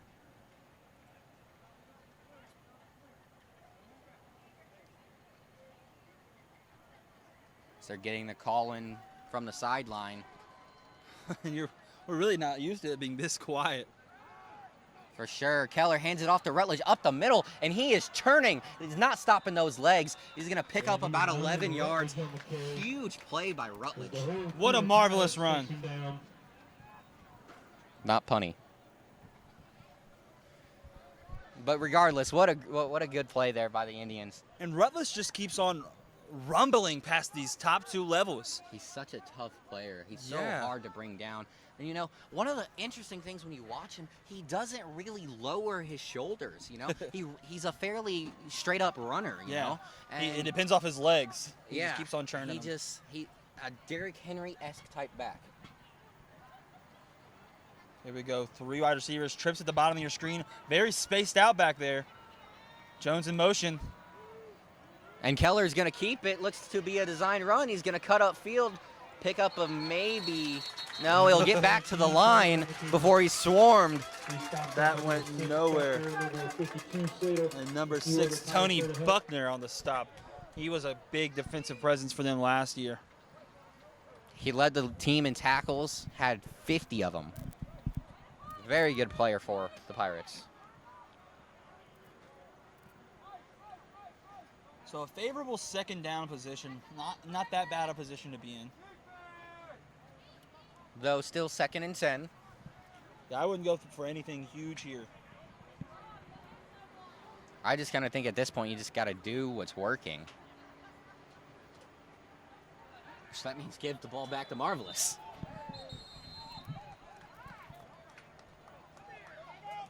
And this time, Stebbins is going to take the timeout. As Rutledge looked a little frustrated that they're taking the time. We've had a lot of timeouts in this game, Andy, that's for sure. Be it whether injury timeouts or your regular run-of-the-mill timeout, we've had quite a few of them. They get some time to recoup for both teams. So 3 minutes left, 2nd and 10 at the 49. What do the Indians do? I really think you gotta get the middle going. Open up the sides because they've been good at being vertical, but I feel like Stebbins Indians just want to go outside so much, and West Carrollton's ready for it. I think they should expose those linebackers up the middle. Maybe throw a couple passes down there. And some dives going. And you know, Jeff, that's really the thing that's worked for them. When they've tried to go left to right, they've been stumped. But when they whether it be Keller or Rutledge, when they give it to them and they go up the middle, they're having much more success. Now lined up, Keller's going to hand it off to Harris. Harris gets to the outside on the stretch play. He's going to pick up about 4. So it'll be 3rd and 6 for the Indians. Ravon Harris with another big play. Still going to the outside, but let's see what they do here, Andy. He's been a big proponent in this game. Had a huge hit down the other way on defense in the first half. Almost came up with a pick as well. A couple different really great plays. And then he also had the touchdown. So he's definitely been an impact player in tonight's game. The Indians are lined up for offense in the shotgun. Have they gone out of the have they been under center once? No, I don't think so. As Keller, he's going to keep it this time. He's out to the side. He's going to run out at the 31.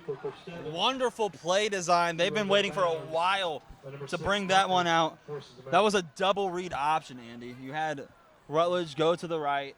The receiver come in motion. He faked the handoff 2 different times. It's a really nice 15-yard scamper there for the quarterback, and really one of the few times he's been able to find a running lane today.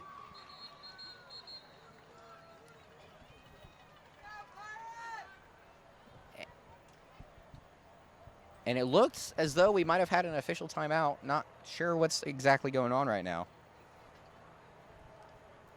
We have an Indian tying a shoe.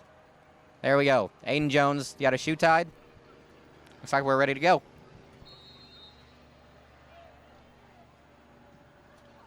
Rutledge coming up, and yeah, I don't recall them being under center once.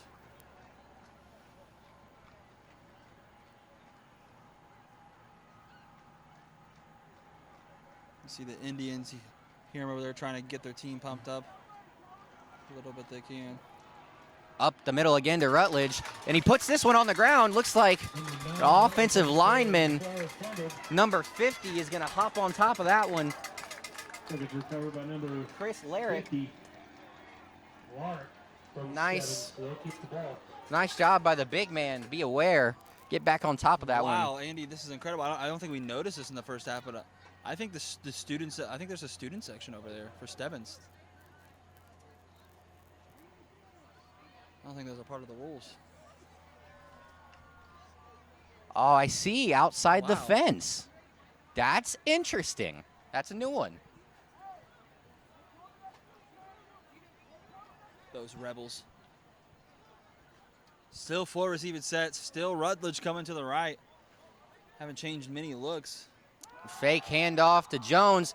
They're going to throw it deep. And he had a chance to make a play. And number 17's pass is intended for. Unable to hang on to the ball. Keller. Number 11, Holloway for Stebbins. It's broken up by number 24, Kadari for the Pirates. It calls incomplete. Adrian Holloway. And Holloway. Or excuse me, Jeremy Holloway. Holloway is a big boy. That is a 6'4", 180-pound receiver. If you can get him towards the end zone, He's got really jump ball. He's got really nice physical traits, Jeff, for one of those Mike Evans type receivers. Yeah. If Keller can get a little more power on that throw, that's an impactful play. For sure. And Rutledge, Up the talk middle about again. his one-cut ability. He's going to slip and come down at the 11-yard line. We can just hope he didn't get injured because that slip did not look very natural. Hope it was just maybe a bad spot in the turf. He looks fine. Yeah, he's walking a little tiny bit slow. But Stebbins quickly back up to the line. They're going a little hurry up. Back to Rutledge. He's going to carry it a defender or two down to the 10. Talk about a Picked workhorse. up another yard. Just eating up yards. And McCandless was able to bring him down on that play. Haven't heard his name as often as you would have expected. 30 seconds. We're going to do our 50-50 drawing. Get your tickets ready.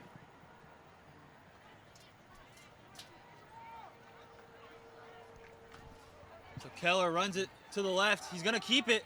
He's going to be close. He's very close. Looks like they're going to call him down at the 3. After a bad snap, too. Way to improvise for Nate Keller. And it hasn't always looked pretty here in the second half for the Indians, but they are getting the job done right now. They're grinding, man. Marvelous Rutledge and company are just cranking out those first downs. They were 3-7 last season, and I don't see this team being nearly that bad this year. They look like they have a lot of promise right now. They're doing a good job of just grinding out, focusing on the first down and not the touchdown. For sure, taking it one play at a time. Rutledge again. Back to Rutledge. He's going to take the outside, that's gonna dives be in into the the end end zone, and Rutledge is going to make it a 5-point game. Pirates 25, Indians 20. with an extra point still to come. 6 seconds left here in the third. And West Carrollton's worst nightmare, there's still a full quarter left. They have 2 of their players sitting by the training table who are stars. This is not a good situation to be in if I'm the Pirates. And we're really going to see Kamari Cleveland's composure be tested in this type of situation, Andy. For sure, this was a game that at a couple different points it looked like the Pirates had under their control, but the Indians have not stopped fighting. Sean Dozier out for the extra point, looking to make it 3 of 3. Yeah, that's in there. What a kick. No, that one is no good. Wow. Cut to the right. Pirates still on top at 25. 6 seconds left in the third quarter. So it'll remain a 5-point game. First extra point missed. Maybe he just kicked it a little too hard. Yeah, he didn't look like he was 100% ready for that one. Maybe it was a mistimed snap or whatnot.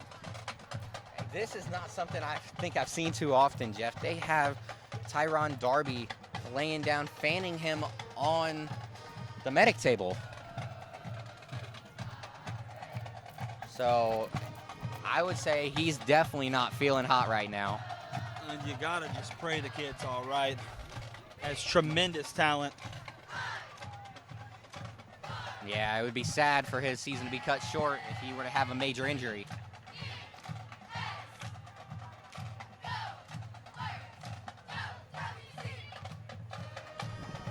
Here, getting some finally.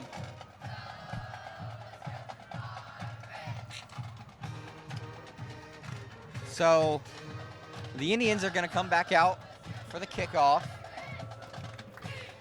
This will probably be the last play before the fourth quarter. There you hear the tune to Go Dayton Flyers, filled in with West Carrollton Pirates. Getting the crowd pumped up. Well, what there is left of a crowd. Dozier with the kick. There's another nice kick. It's going to go to about the 10. One hop picked up. Howard is running it all the way across field. A nice little stutter And step block cut. in the back. I don't know where they got that. It did not look like a block in the back, but they're going to call it. Call it something. Flag on the play is going to go against the Pirates. That was a nice run by Howard.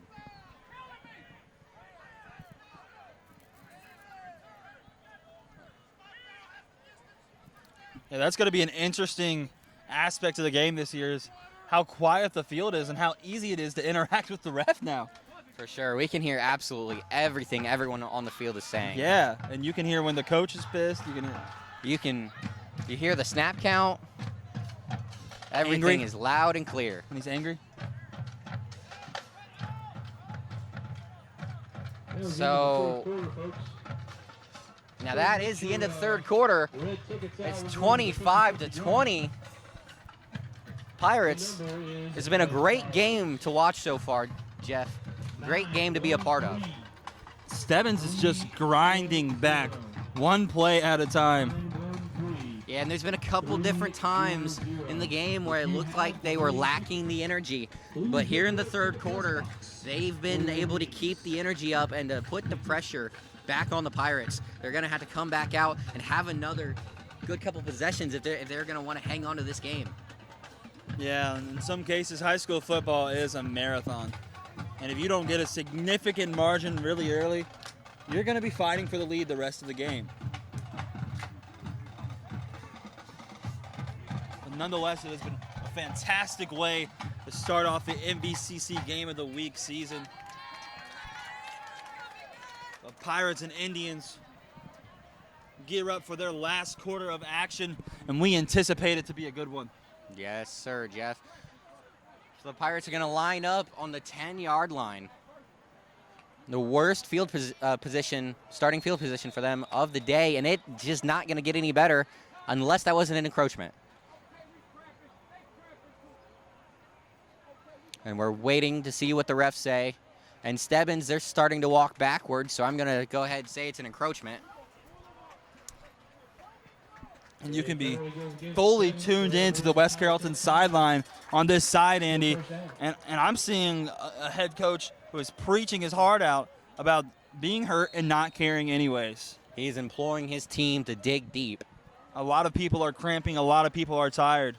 So 1st and 5 from the 15. Bust up the middle. Here we go, DeJuan Howard. And DeJuan Howard, these running backs have been explosive for both teams all night, Jeff. He's going to bring that one out to the 35. That was a 20-yard rush. And so huge in the absence of Tyron Darby. And they're going to try to rush it. We're really going to try to wear out this Indians defense. Right back to that hurry-up offense. Cleveland takes the snap, hands it off again.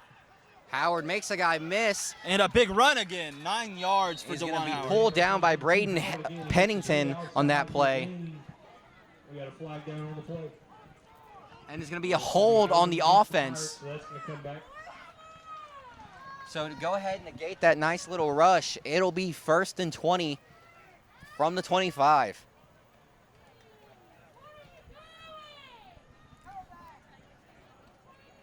So another penalty. They've affected both teams here tonight, Andy, that's for sure. Penalties have definitely been a huge factor in this game. So Cleveland's going to bring them back out with a huge detriment, 1st and 20. And the crowd trying to rally. Starting their Let's Go Pirates chant. 3 receivers with Cloyd in the tight end spot. Cleveland takes a snap, looks to throw, releases it deep. Oh my goodness! That one was pulled in by number 6, Tony Buckner. Excuse me, make that number 5, Cedric Anthony. He just had the big touchdown, has another big grab. And what a throw by Cleveland. Those throws should not, we're not used to seeing that in high school football. This kid has talent. No, Jeff, that was on the money. That was a beautiful throw just over the fingertips of the defenders. Anthony got the step, had tremendous focus to pull that one in too. And they just run it back. Nothing happened. Keep it going. Cleveland takes a snap again, almost got pulled down quickly there. And they're going to call, they're going to throw a flag. That's going to be a late hit on the quarterback. 23 Sanders. We got a penalty flag down. And there's that same play that they had success 2 times earlier. It's nice to see Sanders back out on the field on that play, but he comes out slowly again. He was holding his leg, and it just seems like it's not going to be this guy's night. He's had a good game, but he just can't seem to stay in it. I think it's going to come down to who wants it more, Andy. They're both hurt, just like the West Carrollton defensive coordinator said. They're both hurt. They're both cramping. Who's going to win? They're not both winning. It's just going to be a knockdown, drag out, old-fashioned, tough, hard-nosed football game. As Cleveland is going to take the snap, hands it to Howard, who's lined up in the pistol, and he's going to get swallowed. He will go absolutely nowhere. And number 9, Marvelous Rutledge. Who else? Clogging up the middle on both sides of the ball. We've been calling his name a lot tonight, man, and he's been exceptional. It's been the guy for Stebbins. If that's the one guy on the team you can say, if he wasn't on the team, then they wouldn't be in this game right now. It'd be a completely different story. Cloyd coming back out in that tight end spot. They keep on bouncing him out, in and out. Changing formations. Something I really like to see. Cleveland's going to take the snap. He looks, rushes outside. He's going to try and get away. And he's going to be able to scamper out of bounds. Not sure if he picked up any yardage, but he was able to get away safely. Yeah, he lost about a half a yard, so it's still going to be considered a sack in the stat sheet. But he avoided a lot of the damage. It's a really nice pressure there by Stebbins. Got to the quarterback quickly. Didn't give him much time to look down the field. And I think, Andy, this is probably the most talented quarterback I've ever seen at the helm of West Carrollton Pirates football. Kamari Cleveland is moving the pocket and throwing on the run the way I don't see the GWAC quarterbacks do. You know what I mean? I would definitely not agree, or I would definitely not disagree, Jeff. He's been exceptional. Even when he's been on the move, he still looked like he's had his composure. So a timeout for the West Carrollton Pirates. And they have an advantage here. They are surging towards the end zone with 10 minutes left. Honestly, if I'm them, Andy, try to get this first down and just pound it out. Let's run this clock. Try to take advantage of this. Yeah, there's 10-20 left, and if they just really want to take their time and slowly try and pound this thing out, they could take up a good chunk of this clock. Might be able to hang on to it for the rest of the game if they're deliberate enough. Serenity Hill. And then they put themselves in a really good position because then they have to make Nate Keller beat the secondary and not the Indians' offense beat the Pirates' defense. Yeah, the Indians have not thrown the ball too much tonight, and when they have, they've had limited success. They're still looking for a breakout wide receiver to give Keller a guy, a real go-to guy in the passing game. I definitely think Keller's growth is something to look out for. Like you said, he has a lot of potential. Just having a little bit of trouble putting it all together. Yeah, he's looked kind of rattled at different points in this game, but the Indians are still close, which tells you a lot about his character and his toughness and his grit.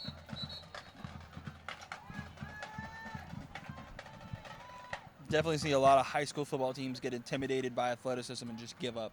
And that's not something the Indians have done tonight. Or the Pirates, because they've been on the wrong side of a lot of big hits tonight.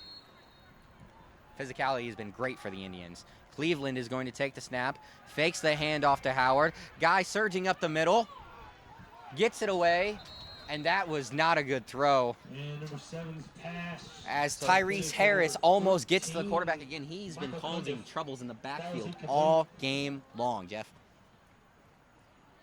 Good mobility by Cleveland, but this defensive line of the Indians is getting better by the snap. Nothing to shake your finger at. This team is way better than we expected. And they're tough. They just need to get the football game in their element. It's just physicality and straight effort.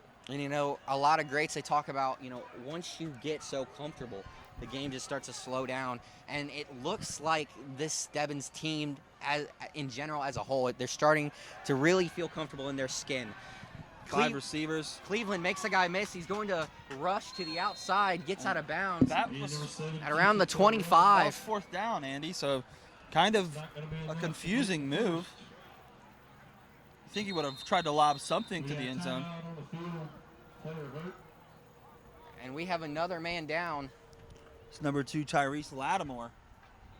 For the Indians, the guy you were just talking about, making a big impact for them. He's just straight down to the ground. Yeah, they're going to need him on defense Yet, if they're going to win this game. You had another injury timeout, and we're going to talk to all of our friends after this and see, did your game have 7 injuries too?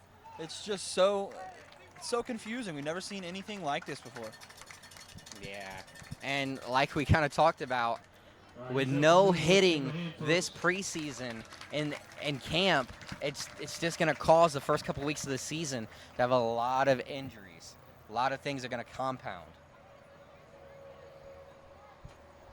And looking down on the field, Tyron Darby is not even in his jersey anymore, so that's definitely going to be a night for him.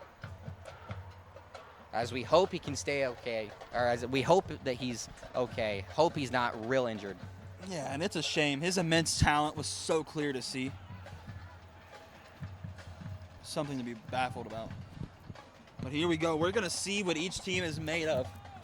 They're within a drive of each other. Omar Holloway in the backfield with Nate Keller. Who's going to fight through these injuries, Andy?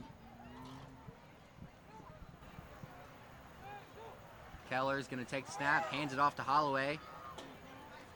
And there's nothing there as the defender tries to pick him up and slam him. Number 4, Leon Neville's all over that play. He was having none of Holloway on that play. So that was not a good start to this very important drive for the Indians. 9:40 left. Clock is ticking. Still plenty of time, though. They got to try to create some space here. All right.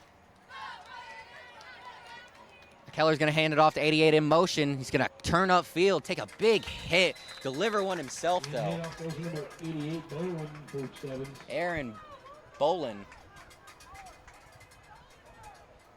Nice play. Number 45, Queen. Nice little run. Had to help him a couple extra Pirates there.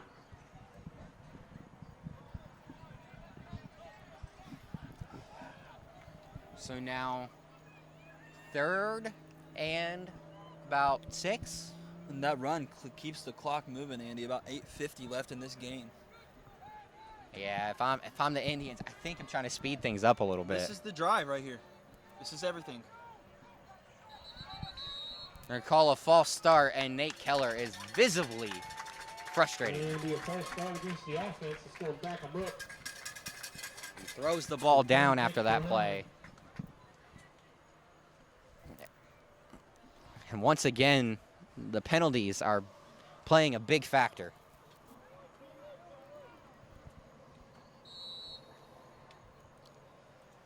So 3rd and 11. This is a long shot. Officials wind the clock. Haven't had a lot of success with these longer conversions. Keller trying to get on the same page with all of his wide receivers. Got Rutledge back in the backfield again. Going to take the snap. He's going to throw it to Aiden Jones, and that's a big snag by the receiver. And that keeps the Indians' hopes alive. It's a big play right exactly when they needed it, Jeff. Almost 8 minutes left.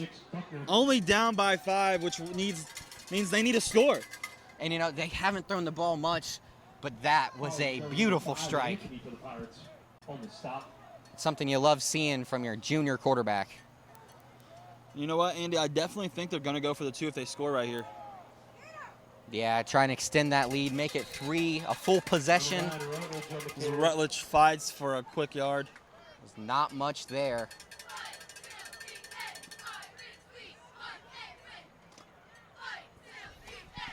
And a lot of these kids, Andy, are facing some pain that they haven't experienced in a while. And a lot of soreness.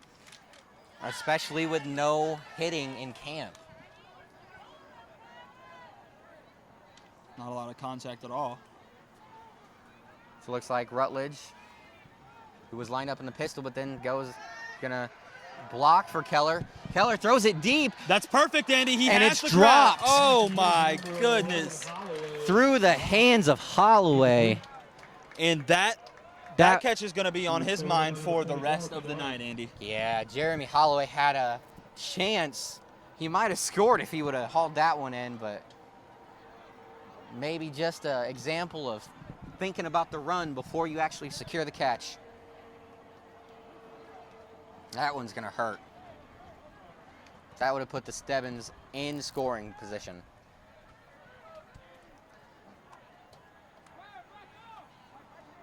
Now Keller ready to take the snap. Rutledge to his right.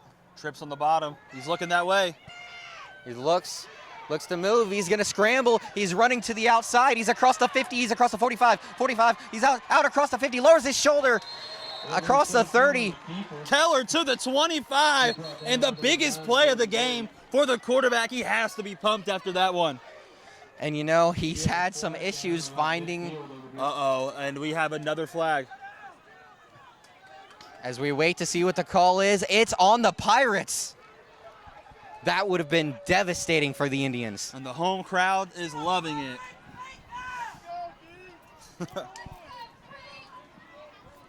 Keller's had an issue finding running room, but not on that play. So they were on the 25. What does the penalty do?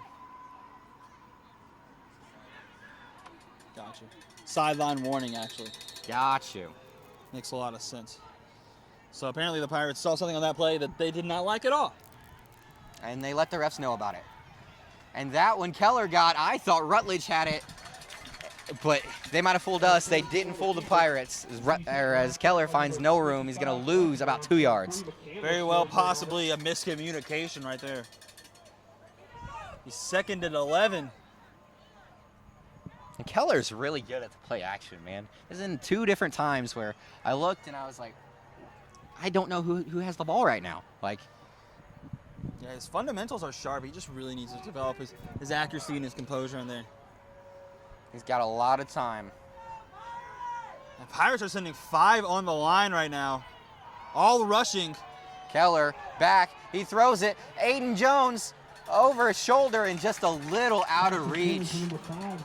Jones was stumbling at the end, and if not for the stumble, maybe he's able to reach out and grab that one. That was a little bit of a wide throw by Keller, just slightly long. But like we said earlier, those fade throws are extremely difficult to throw. The fact that Kamar Cleveland even landed one, that was there's a lot phenomenal. There's a lot of NFL quarterbacks that struggle with that throw. And so it'll be 3rd and 11. It's going to be a tough conversion for Stebbins. Gigantic drive with 6:30 remaining in the If entire you don't game. convert, do you kick it? No. 6.5 minutes? No, Two honestly, timeouts? I'm planning on going for it on 4th right now. I might as well just run it. Try and pick up 5 or 6? Yeah. Get the easy pickup. Keller Keller's dropping. looks. He's going to throw it. That one's high. And they No. throw the flag Wow. late on the play. And Aiden Jones is excited about that. I don't know. That was not a good call. The throw was over his head. I really don't think it was catchable. Yeah, he wasn't going to get that one regardless. And Stebbins Indians, Stebbins is getting a they huge get a break there. And the home crowd is not happy about this one at all. Wow. And I don't think there was any way of him catching that, too. He was double covered, and it was over his head. Like, I really don't see that as a good call. And this lack of noise is definitely going to highlight that. And West Carrollton's crowd is getting fired up now. Still enough time for a score. Imploring their Pirates to get a stop. Still enough time for a score after this, though, Andy. For sure. They're going to hand it off. And he is met by black jerseys everywhere. He's going to get it to the 10. Pickup of maybe 1. He's wrapped up by number 3, Cole McCandless. McCandless had the stop on the play. And Noah Babb as well.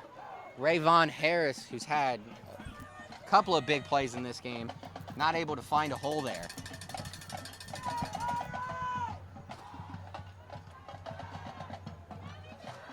And Keller is going to send Rutledge out to line up as a wideout. So an empty backfield for the Indians. It's 5 receivers. Gotta wonder if Rutledge is gonna go in motion. They've used this like a couple times. And here it is. Right there, he does it. And Keller's gonna keep it. He's got room up Keller the middle. with the touchdown! Keller!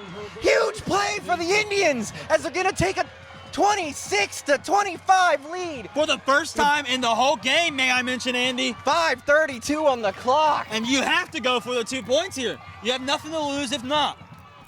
A 1-point lead doesn't do any better. It doesn't help you. You need that 3-point lead. Make it a full possession. We've seen that West Carrollton has struggled kicking the special ball. teams are non-existent nearly. So if you can make this a 3-point game, it will be huge for And Stebbins. number 17 isn't going anywhere. He is staying on the field with 5:30 left, up 1, trying to convert this 2 points. Just like you called it, Jeffrey. And I just must say, that was an amazing run by Keller. Great fake on the option. They got the entire defense thinking that it was going to Rutledge, and Keller just cuts up the side. Great read option there. Norton going in motion to the bottom of your screen. Tight end in motion. It looks like it's going to be a run, and they'll call a timeout. Stebbins did not Stebbins like the calls a matchup. timeout. That line was very crowded, and I think they were going to go right up the middle. Yeah, they had Braden Pennington, linebacker, number 32, in there to block. I was interested to see what they would call. But the coaches are going to decide that they want a second to take an extra look at it. Incredibly exciting game to this point. Back and forth as we had a quick start from the Pirates. Stebbins fought back, but the Pirates got a score right before halftime, making it 19-7. But the Indians just never went away. Coming out, big drive out of halftime, big drive at the end of the third quarter, And now another big drive here with 5.5 minutes left. Have a chance to put them up by 3.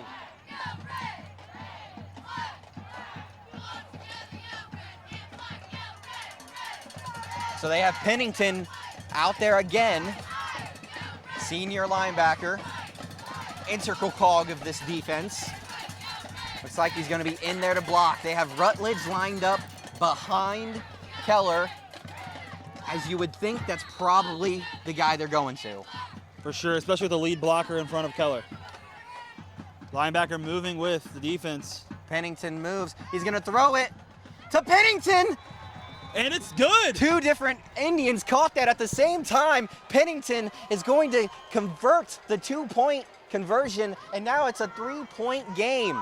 And how about the red zone play calling for the Stebbins Indians? Staying in this long enough to come back and call the right plays at the right time. And talk about a creative little call. I mean, have one of your star linebackers come out after it looked like he was in there to block, and he comes off the line wide open for a great play. And that play action works again. Drawn up amazingly, and the play action has worked almost every single time. Now this has been a heck of a way to bring in week 1 of the MVCC game of the week. 5 minutes and 30 seconds left. And you can hear the emotion in our voices, folks. The excitement cannot be exaggerated. Yes, sir, Jeffrey. It's all genuine, 100%. Each team has 1 timeout remaining. That'll bring out Sean Dozier for the kickoff, and he's had some strong kicks and punts tonight. This guy's been excellent, man. He's been booming them down the field. I've heard chatter from the coaches all night long. It seems like there may be some miscommunication on this Pirates sideline. It's a lot of talent, but they've had a lot of adversity and haven't been able to fight through it the same way as the other sideline has, Andy. Yeah, Stebbins, they've just brought a different level of physicality to this game. And you know, coming in, it doesn't really surprise me, because we talked about the linebackers that Stebbins has. We didn't really talk too much about the linebackers on the other side. And I think we've been shown tonight it's because on the Stebbins side, they're just on a different level of physicality, rocking the Pirates with almost every hit. Yeah, and honestly, it drains the offense. It drains the line. It drains the people who are getting hit. They always say when you're playing defense, you want to make the quarterback have to pick himself up off the ground as much as possible. Yeah, and they've been doing that not just with the quarterback in this game. They've been making it hard for the Pirates to take these big hits and then, you know, slowly get off the ground. And I'll reiterate what I heard from Coach Black in the 3rd quarter. Both teams are sore. Both teams are cramping, but both teams can't win. 28-25. Kickoff from Dozier coming. Whoever wants it more in this last 5 minutes will probably get this W. Huge drive for West Carrollton as their week 1 hangs in the wings. Kick goes to the 5. Quarterback Cleveland has the ball across the 40. And with their 2 other big playmakers out, one of them not even in his uniform anymore, they gave it to their only star remaining, and they said, give us a boost, man. And he did just that on that big return. And how exciting. Oh, wow, Andy, I think Cleveland is cramping now. As he's stretching out that right leg. That is not good for the Pirates. And a heck of a return, and that's the danger of letting your quarterback return the kick, though. For sure. We talked about it earlier. But what toughness, man. In a kickoff, you get 30, 40 yards to, you know, charge up for that hit. You're going so fast. It's a dangerous place for a quarterback. And these kids are clutching their legs. They're clutching their backs. These are 17-year-old and 18-year-old kids out there giving it 100%. They are tired. Cleveland is going to take the snap. He's looking. He's going to scramble, find some running room, and he's going to decide to just take it down. Good slide. Good slide. I think he slid a little late, though, because Dan Johnson was able to get a nice little pop in on him, just like those linebackers have been doing all night long. Cleveland's elusiveness is just another animal, and I think they're going to get a backup quarterback on there. I'm not sure yet. talking to Cleveland about his health and about the next play. Actually, I don't even know if the health was a factor. These kids are so tough, man. Gotta love Friday nights, Andy. That's for sure, Jeff. 2nd and 8, Cleveland bringing out his offense once again. Lined up on the 42-yard line. Got Cloyd at tight end. Cleveland takes the snap. Is going to fake the handoff to Howard. Rolls, and he throws it to number 9 out of bounds, too far out of the reach of Jordan Berry.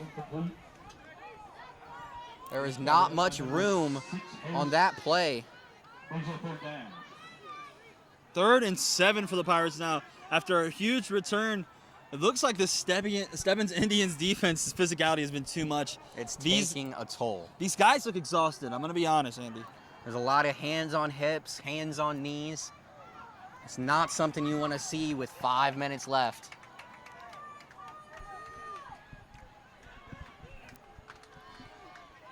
You got to wonder if time of possession was a factor as well. This Stebbins defense had a lot more time to gather themselves. For sure. The Indians hung onto the ball a lot this second half. Cleveland back on 3rd down. Straight up the middle. He's going to try to run it. There was not much room, but he gets across the 46. And you see, I see Cloyd shrugging. I see a couple of receivers shrugging. I think he could have settled down and made a play from the pocket there. I don't think he had to force the run. And, you know, late in this game, it looks like he's starting to maybe become a little unsettled. He's been spectacular the whole game. He's got to hang on a little while longer, just maintain that composure a little while longer. And that composure, the most important part about composure is it affects the way you make decisions. And his decision-making has been off the last couple of plays. He was cool, calm, collected the whole first half, not so much here in the second. As Cleveland is going to hand it off to Howard. Nice little run. And they're going to be short, I believe. It looks like they're about half an inch short. The Stebbins coaches are confident that they have the ball. Waiting for the call from the refs. And it's Indian ball. 3:41 left on the clock, and the Indians take possession on the 49. And this is gigantic. Gigantic play. And I'd say we have a pretty good view up here, Andy. There was no way he crossed that line. It was close, but a good quarter, half yard, man.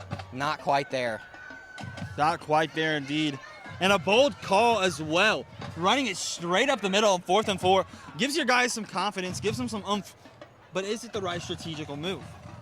I probably would have tried to get something to the outside on that play. A lot of risk and reward right there. Yeah. Now Rutledge lined up behind Keller, where he's been all night long. Here's where this war of attrition really kicks in. Steps over to the side. This is where Derrick Henry made his money last season. It's time for Marvelous to play his role. He's going to take the handoff up the gut, across the 44. 5 yards. It seemed like all he had to do is take a couple steps. And another West Carrollton Pirate down. And it seems like the boys in black are just getting beat up, Andy. Physically, mentally, completely, 100%. They're just struggling. And this makes or breaks a team, this experience in general. No matter if you win or lose here, you're going to learn in this situation who you are. Week 1 always sets the tone for the season. And Stebbins really has to finish out this drive. They have the game in their hands. They can literally just hold it. You just got to keep giving it to that man, that bad man, Marvelous Rutledge. Oh, he has just been toppling, pummeling the defense, really wearing on them. That's part of the reason why they look half a step slow. Mm-hmm. You have a 6 foot, 200-pound wrestler pounding into them constantly. And, we've called him Derrick Henry a couple times tonight, and I love the comparison because they're both just so physical. And as defenders, tackling them is the last thing you want to do. Yeah. They deliver just as much punishment as they take. And I compare running backs to that, like, believe it or not, construction devices where they have those tires that run around. It's so hard to stop them.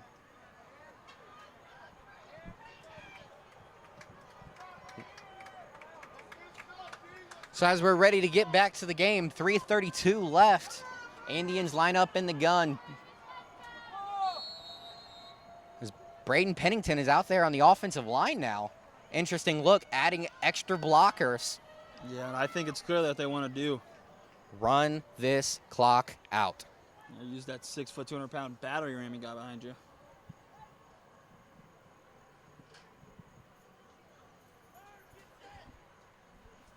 They've let 20 seconds already run off the clock.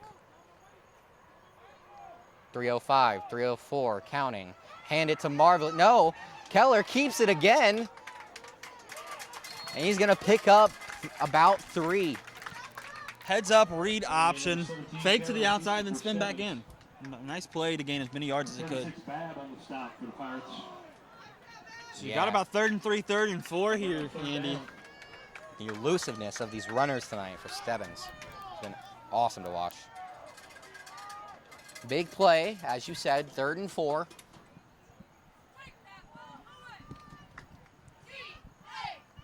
As the entire offense is looking to the sideline.